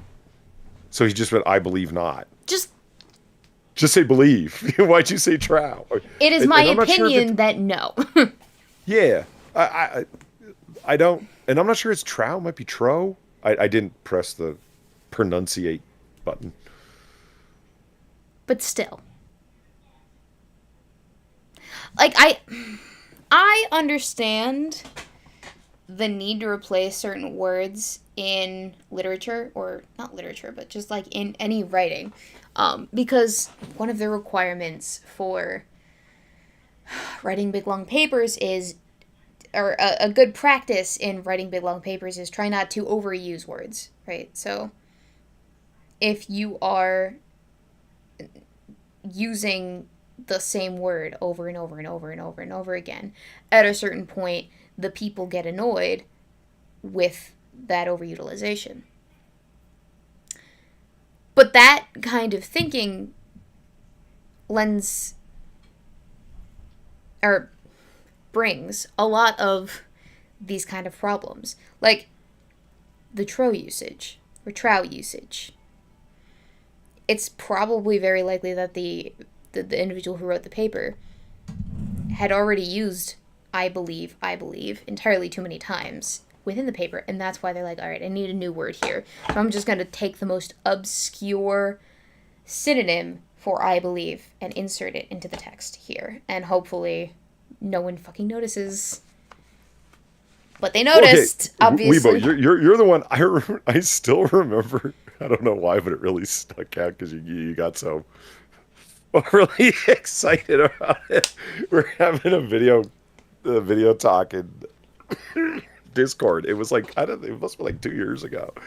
And I cracked some line and you went, you jest, but it really happened. And I was like, who says this but Weebo?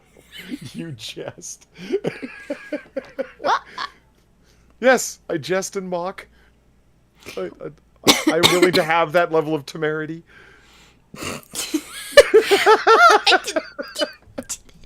okay, in my defense, you jest does sound a little bit more ridiculous than not, and a lot of the reason I say things the way that I say them is to get a little bit of a giggle from people from time to time.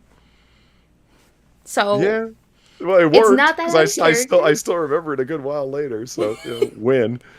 And that is impressive. Let me tell you something. Okay, you can break down. Okay, fenestrate isn't a verb; it's actually an adjective that has small, translucent patches or parts. Yeah. Like the clothes that you need to run through your sewing machine, because they've got, you've worn them thin. Mm-hmm. The butt's not meant to be sheer in those stretch pants. You've just worn it such. In any case, Sam, funnily enough, I take a firm stance on funnily. Yeah, that's proper grammar, and I refuse to go there. Fuck that. Funny enough. Because funnily just sounds awkward to me. I prefer ironically enough.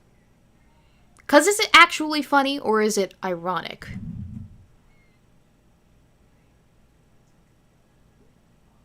Isn't that why people use funnily enough in context more often than not? It's because they're actually intending to say ironically enough. I think they mean it in the sense of strangely enough. Like, it's like, oh, here's a Oddly. strange, odd, strange connection. Okay. A thesaurus is the book most needed, I guess. Actually, I would agree with that. I think a thesaurus does a lot more for linguistics than a dictionary does. Because a dictionary will just tell you what the current definition is. And as we have learned this year, ladies and gentlemen, the current definition for things are only... Is influx. Yeah, they're only the current definitions. They're only the definitions currently. Oh, God, why did I say that the most awkward way possible? I did. That is what happened. All of this sounds horrible. You know what? I think we do a net good for our viewership, Polly. I think that we, as a pair of streamers have adequately prepared our viewers for adulting in various sorts of ways. I mean, we talk about food on this channel. We talk about lifestyle choices on this channel. We talk about show. Because we don't do a whole lot of that on the rest of the other shows. It's kind of a hodgepodge of shenanigans. But on this show, we talk about, like, university shenanigans, vocabulary, art, restoration projects. We got Winston Churchill muttering. We got it all. It's very highbrow. I mean, Hassan could not hold a candle to this content, let's be honest. Who couldn't? Hassan. Oh, well, yeah. Twitch's favorite political YouTube Twitch's favorite political commentator, not YouTube. YouTube hates him. Political commentator. I guess that's what he is in some bizarro world. Gamer Valine, thank you for the 350 and the muttering Winston Churchill. Uh-oh, you bring up wearing through pants? You bring up wearing through pants. I just buy new ones. I'm not going to figure out that sewing thing. Sorry. Don't figure it out then. Fine. Well, I was talking about, like, those stretch pants aren't supposed to have a sheer butt. Just when I was saying that, what came to mind is the class action suit. It wasn't class action since thousands of people. I think it was only like a dozen or so that sued Lululemon for their pants being see-through. Oh. Certain of their pants being see-through. No, I think I know exactly what you're talking about because I think I've seen it before. And it's like, lady, if you were not wearing underwear whilst wearing yoga pants or jogging pants, and you bent over and somebody saw something that you didn't want them to see, I just don't see how the company's responsible in any way. They didn't tell you not to wear underwear. Well, what you have to understand, Polly, is that oftentimes women will go to the gym and not wear underwear. Ew. I don't understand it, but they do it. Wouldn't that be the time you'd want to wear underwear more often than not? Yes and no.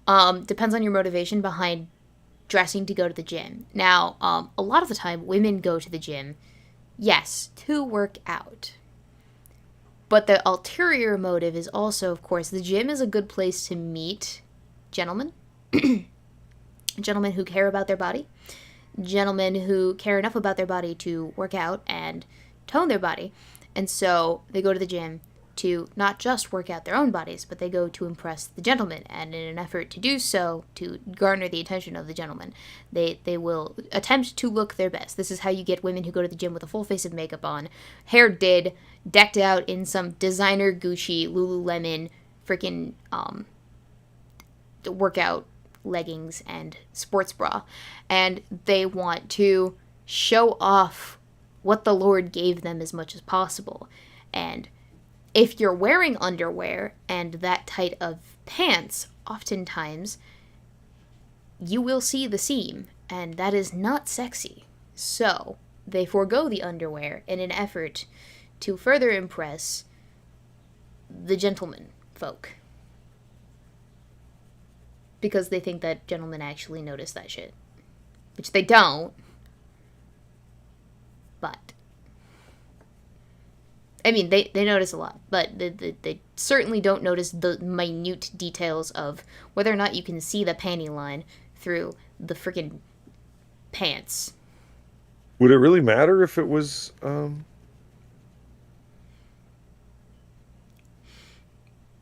No, but yes. Would it really matter if it was a thong being seen versus...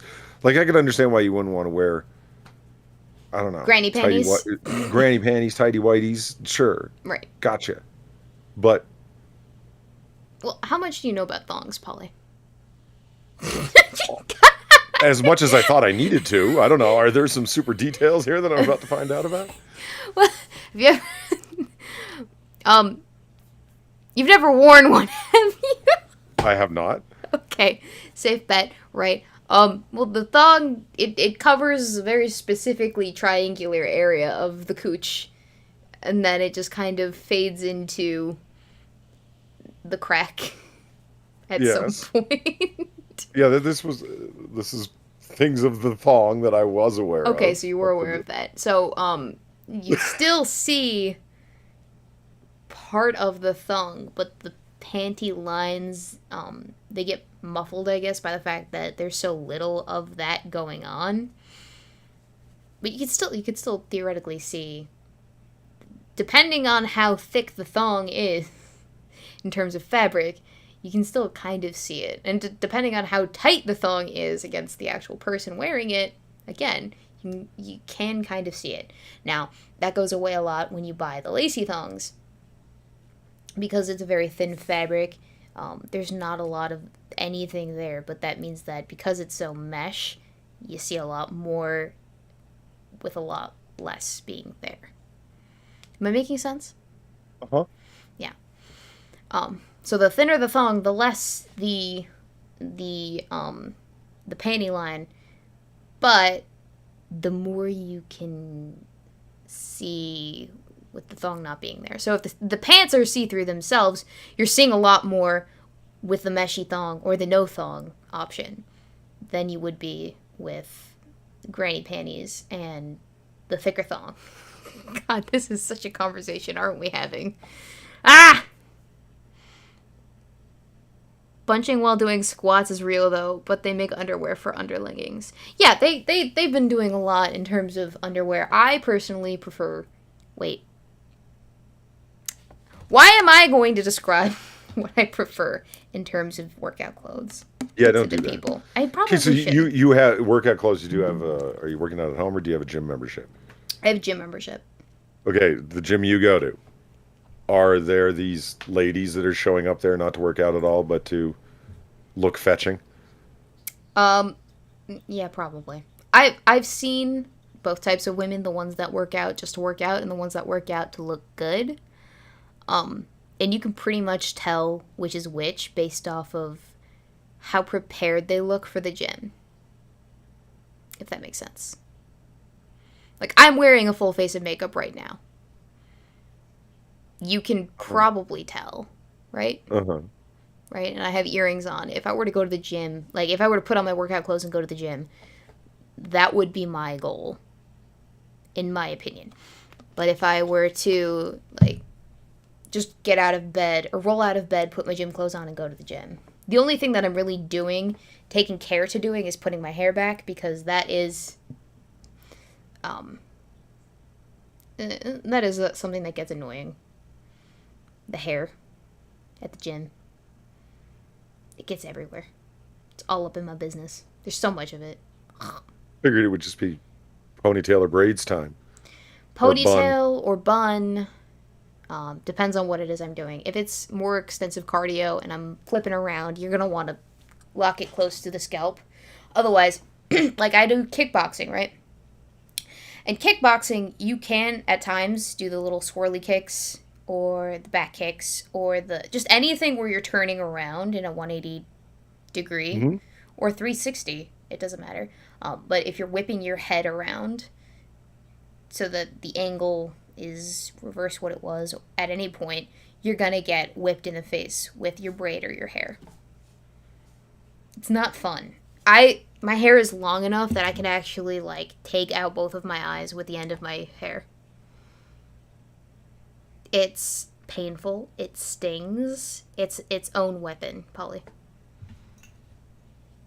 I'm surprised that people don't use braided hair as weapons in comic books more often. I feel like that should be a thing.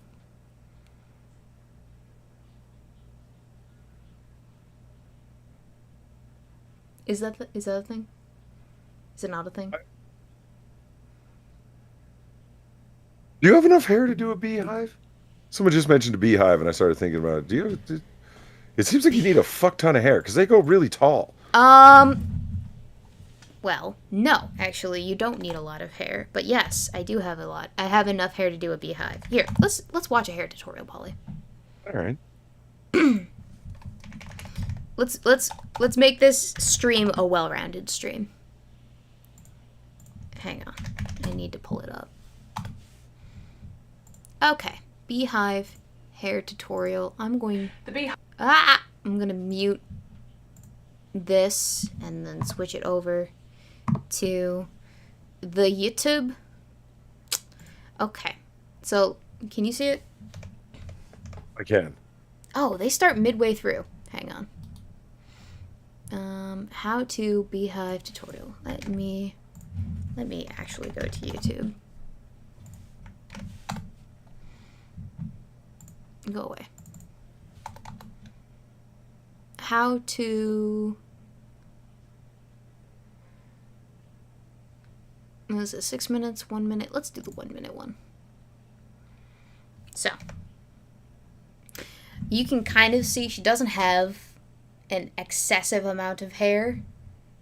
She's got probably shoulder blade length hair here. Mm-hmm. And she's taking it up. A lot of the reason why it looks like there's a lot more hair is the teasing aspect of it. So when you tease your hair, you are volumizing it, making it seem like there's a lot more under there, but essentially you're just creating a gigantic rat's nest and then layering a smooth layer of hair over top. And that's how you get the beehive.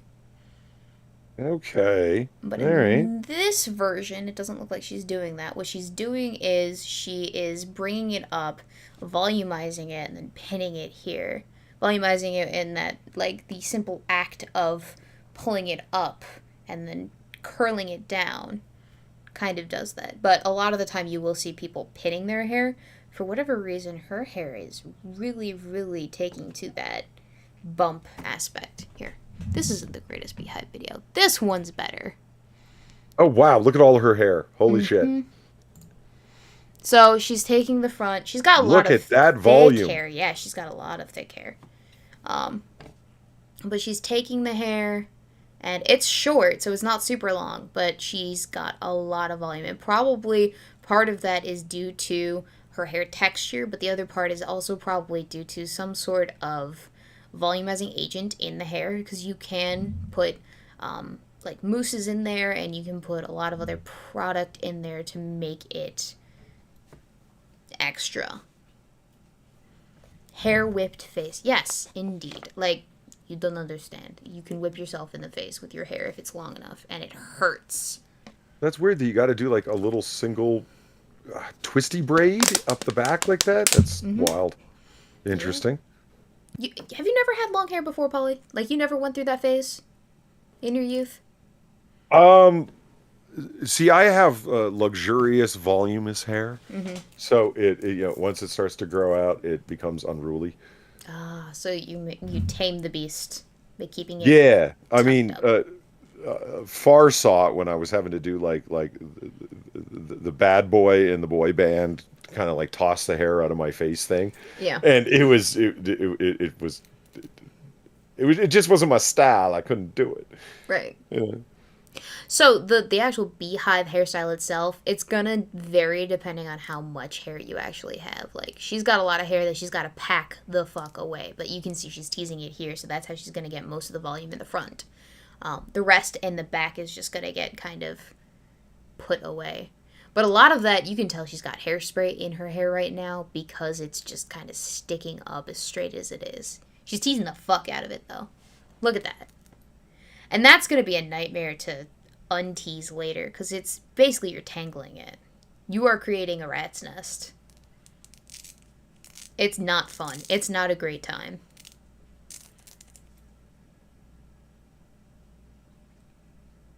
She looks crazy. But yeah, so she's going to tease it, and then she's going to smooth out the top a little bit with the She looks like Amy Winehouse with less heroin. yeah. Oh, that was mean. That was mean. I shouldn't have said that. I feel bad. You're so mean. But yeah, she's gonna smooth it out with a bristle bore hair brush, the hair comb. So it's only going to take the top layer. It's not going to smooth out the bottom layer, which is what you don't want. And then she's gonna tease it a little bit more. She's gonna hairspray it in place and then probably pin it in the back. And yep, she's gonna pin it. And she's gonna pin it in place. But yeah, she's got a lot of hair. My girl was blessed.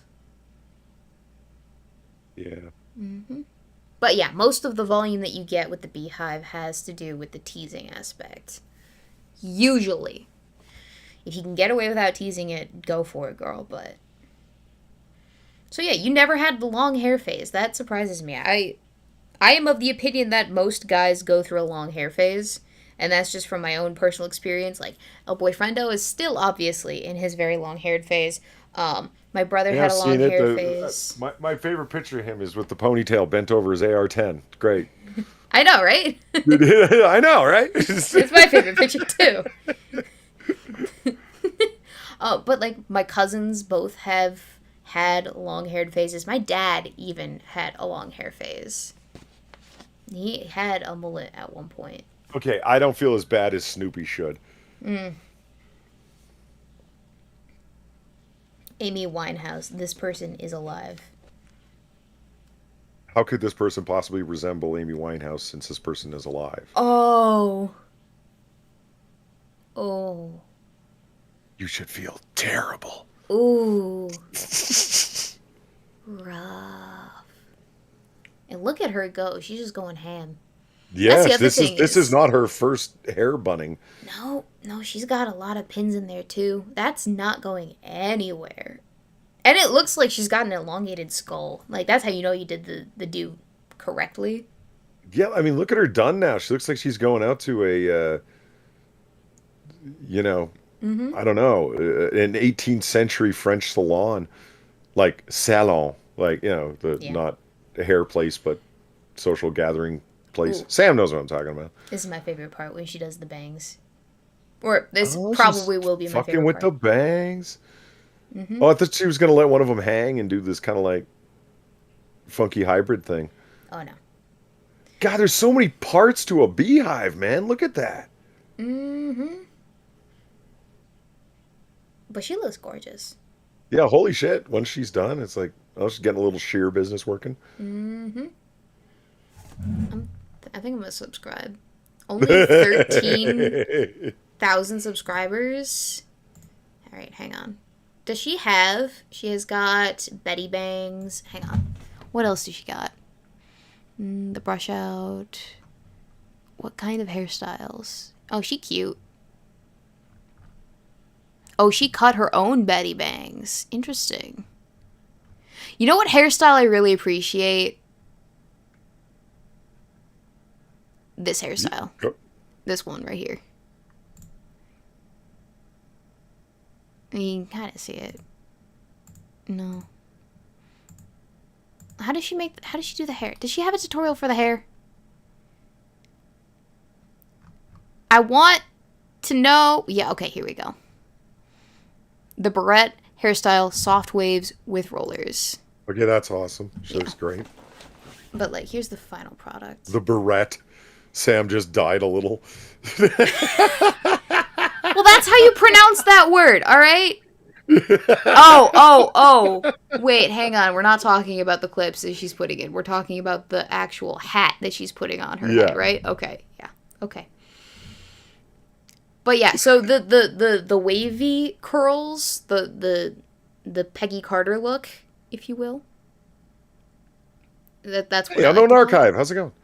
That's what I like to call it. But that it takes a lot of effort and a lot of freaking pinning in place to sustain the curls, like, because you're actually putting the wave in the hair first off, and then you have to shape the wave, which people don't appreciate the amount of effort that goes into shaping the wave. You can actually see that she is working on shaping the wave currently with the clips that she's got in the hair right now. Oh, I pissed off Sam. I told you. I sensed a disturbance in the force when you said it. I'm like, oh God. But yeah, I think if I were ever to get my hair done for my wedding, this would be the look that I would go for. Like, professionally speaking. But I don't know if I'd be able to maintain that hairstyle, because my hair does not like to take curl at all. Like, it's only curled by the sheer force of will of my braiding capabilities right now. And it's not even curled, it's wavy. I'm sorry, Sam. Forgive me for my sins. I know not what I do. But yeah, I appreciate this look so much. It takes a lot of freaking hairspray, though. God. I was about to say, like, I did not realize those kind of like wave curls like that coming out of the barrette took that much work. Mm-hmm. That's awesome. You gotta appreciate the way that females, the attention to detail and effort that they put into their hair and looking good. On some level, that dedication has to be appreciated, and I love to appreciate it. Now, that So being said, appreciate superficiality. I wouldn't call it superficiality. It was a joke. It was a joke. You're right. I'm sorry. I need to lighten jest, up. if you will. I'm sorry. I need to lighten up. I know. I'm sorry. But, like, you take pride in your appearance, and these women obviously did at that point in time, and they took time to care about their hair and do it themselves. That's the other thing that I appreciate is nowadays, if you want to get your hair done, you go somewhere and pay. I think the most that I've ever seen anyone have their hair done for is $1,000. And it was not just style, it was color, dye, because it was bleach the hair. It was oh gosh, if I can find this video, you'd be surprised. 1,000.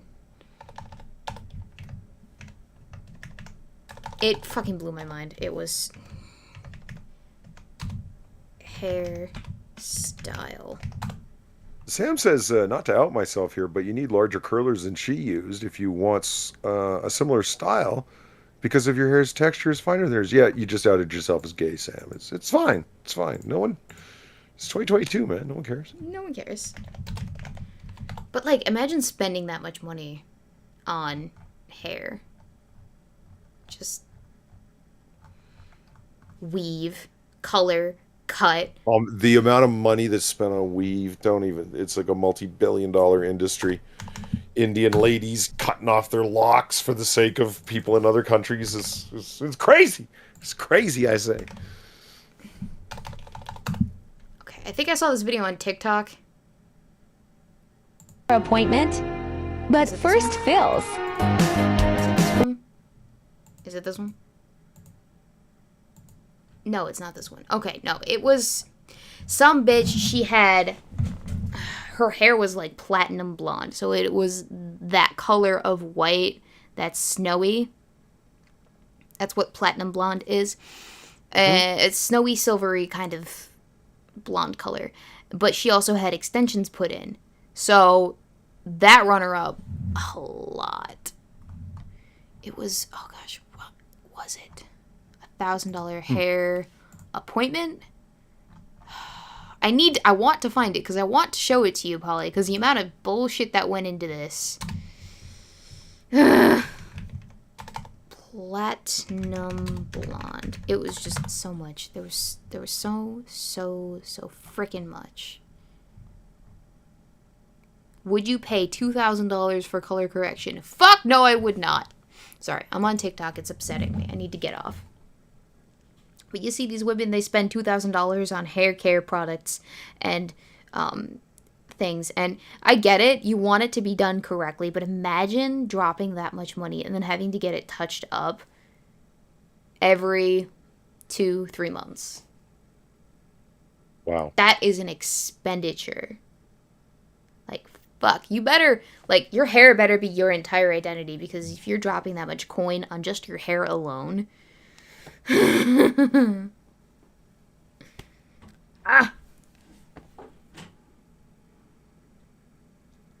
it pumpkin time? Are you being told? I'm being told it's actually apricot time. No? You don't even like apricots. How do you know? I have offered you dried apricots. Oh, well, they're dried. What's the difference? I don't know. Dried food tastes weird. Fine. Call it grape time. You want it to be grape time? Have you had a raisin before? Have you had a grape? Yes. Okay, it's grape time. Okay, it's grape With a time, G, Polly. by the way. It's great time. It's grape time with a G. Just in case anyone was concerned. Yeah, as opposed to Grape Jesus. time with an R. Speaking of, thank you, Gamer Valine, for the donation. Forgive the water ferret. He's been psychoanalyzed over blankets and questioned on what should be basic mechanical knowledge by women this week. Oh, really now? Yeah, women are yeah, I've been judged like right that. into oblivion. I understand. Women are like that. Yeah. Tell me about it. I should get you guys together at some point. Just the two of you to live stream and chat together. The commiserate. I think it might be interesting, but I'm also concerned and scared at the same time. Actually, you know what it'll probably turn into is just it'd probably just turn into a gun stream. What's right? You say that like it's a bad thing. No, it's not a bad thing. It's me reassessing my whole idea and thinking, you know what, it might not be the worst thing in the world. I have guns. Yes, There's one on the desk. I know there is. It's right over there. I'm aware. I see it out of the corner of my eye, dear. It's right there. You can, if you want to show it off. Actually, we can't on stream show off guns. YouTube doesn't Yeah. allow it anymore. Well, that's dumb. Yeah. It's funny because they didn't ever yell at me for showing off his AR on stream, and that was after the ban. So maybe my audience is just very understanding. You Yeah, guys won't yeah. be marked. You'd basically have to have someone to report you. Yeah, otherwise they ain't gonna know. It's not like they have AI to identify. It is grape time hard G. Okay, it's grape time hard G. I'm gonna say goodnight, and then I will be in. Okay. Can you survive that long? I mean, if you're not, I'm gonna down the rest of this water, come over and crinkle it on your mic. Gee, thanks. He's gonna bully me if I'm not out of the room in a reasonable amount of time. So, Polly, Yes. for the sake of my unbullied self, do you want to call it? Sure. Yep. All right, cool. Ladies and gentlemen, boys and girls of all ages, lizard people, and variants thereupon, thank you for coming out tonight. We deeply appreciate your patronage and all of the other things that everyone does, the comments, the subscribes, the shares, the likes, all of that jazz. Without you people, it would just be two hooligans in Discord, literally just talking each other's ears off and harassing each other about whatever. So yeah, thank you. And I'm getting stared down. Into your closer. We will be back next week, same time, same place, Polly? I believe so. Okay, cool. Unless something else comes up, we will be back here, same time, same place, same otter, same face. And with that, did you have anything that you wanted to show before we logged off, Polly? No, just so people already know about AAA stream tomorrow on Drunken Uncle's channel at 5:30 p.m. Eastern, 5:30 a.m. on Christmas Island, and then again same time, 5:30 p.m. Eastern on my channel on Wednesday. It's the best stream of the week, and then on Sinatra's channel on Friday. Woohoo! But not on Sinatra's main channel. It's on Sinatra Screams, Yeah. his creepypasta channel. But it's also a channel that you can stream on because he didn't get a ridiculous bot-induced strike for a video that was privated that he made over 2 years ago. That's my favorite. I love it. It's great. Yeah, fuck YouTube. That was rough, man. When you DM'd me about that, I was like, you've got to be fucking kidding me. Jesus. He gets shafted more than anyone I'm pretty sure I've ever heard of on YouTube, to be honest. Yeah, he's a resilient guy. No question. Keeps going. Hey, Yeah. good. That's what I'm saying. It's like, there's a lot of people who go, fuck this. And Sinatra's like, no, let's create more channels. It's fine. It's good for you. Fuck yeah. He's got a loyal fan base, so I'll give him that. But Yeah. anyway, with that, ladies and gentlemen, boys and girls of all ages, good night, good riddance, and we'll see you next week. Have a good rest of your week, everybody. Have a good night, everyone. Start of your week, because it is the start, isn't it? Happy daylight savings time. Woohoo. Woo. Bye. And end. It asks me to end it twice.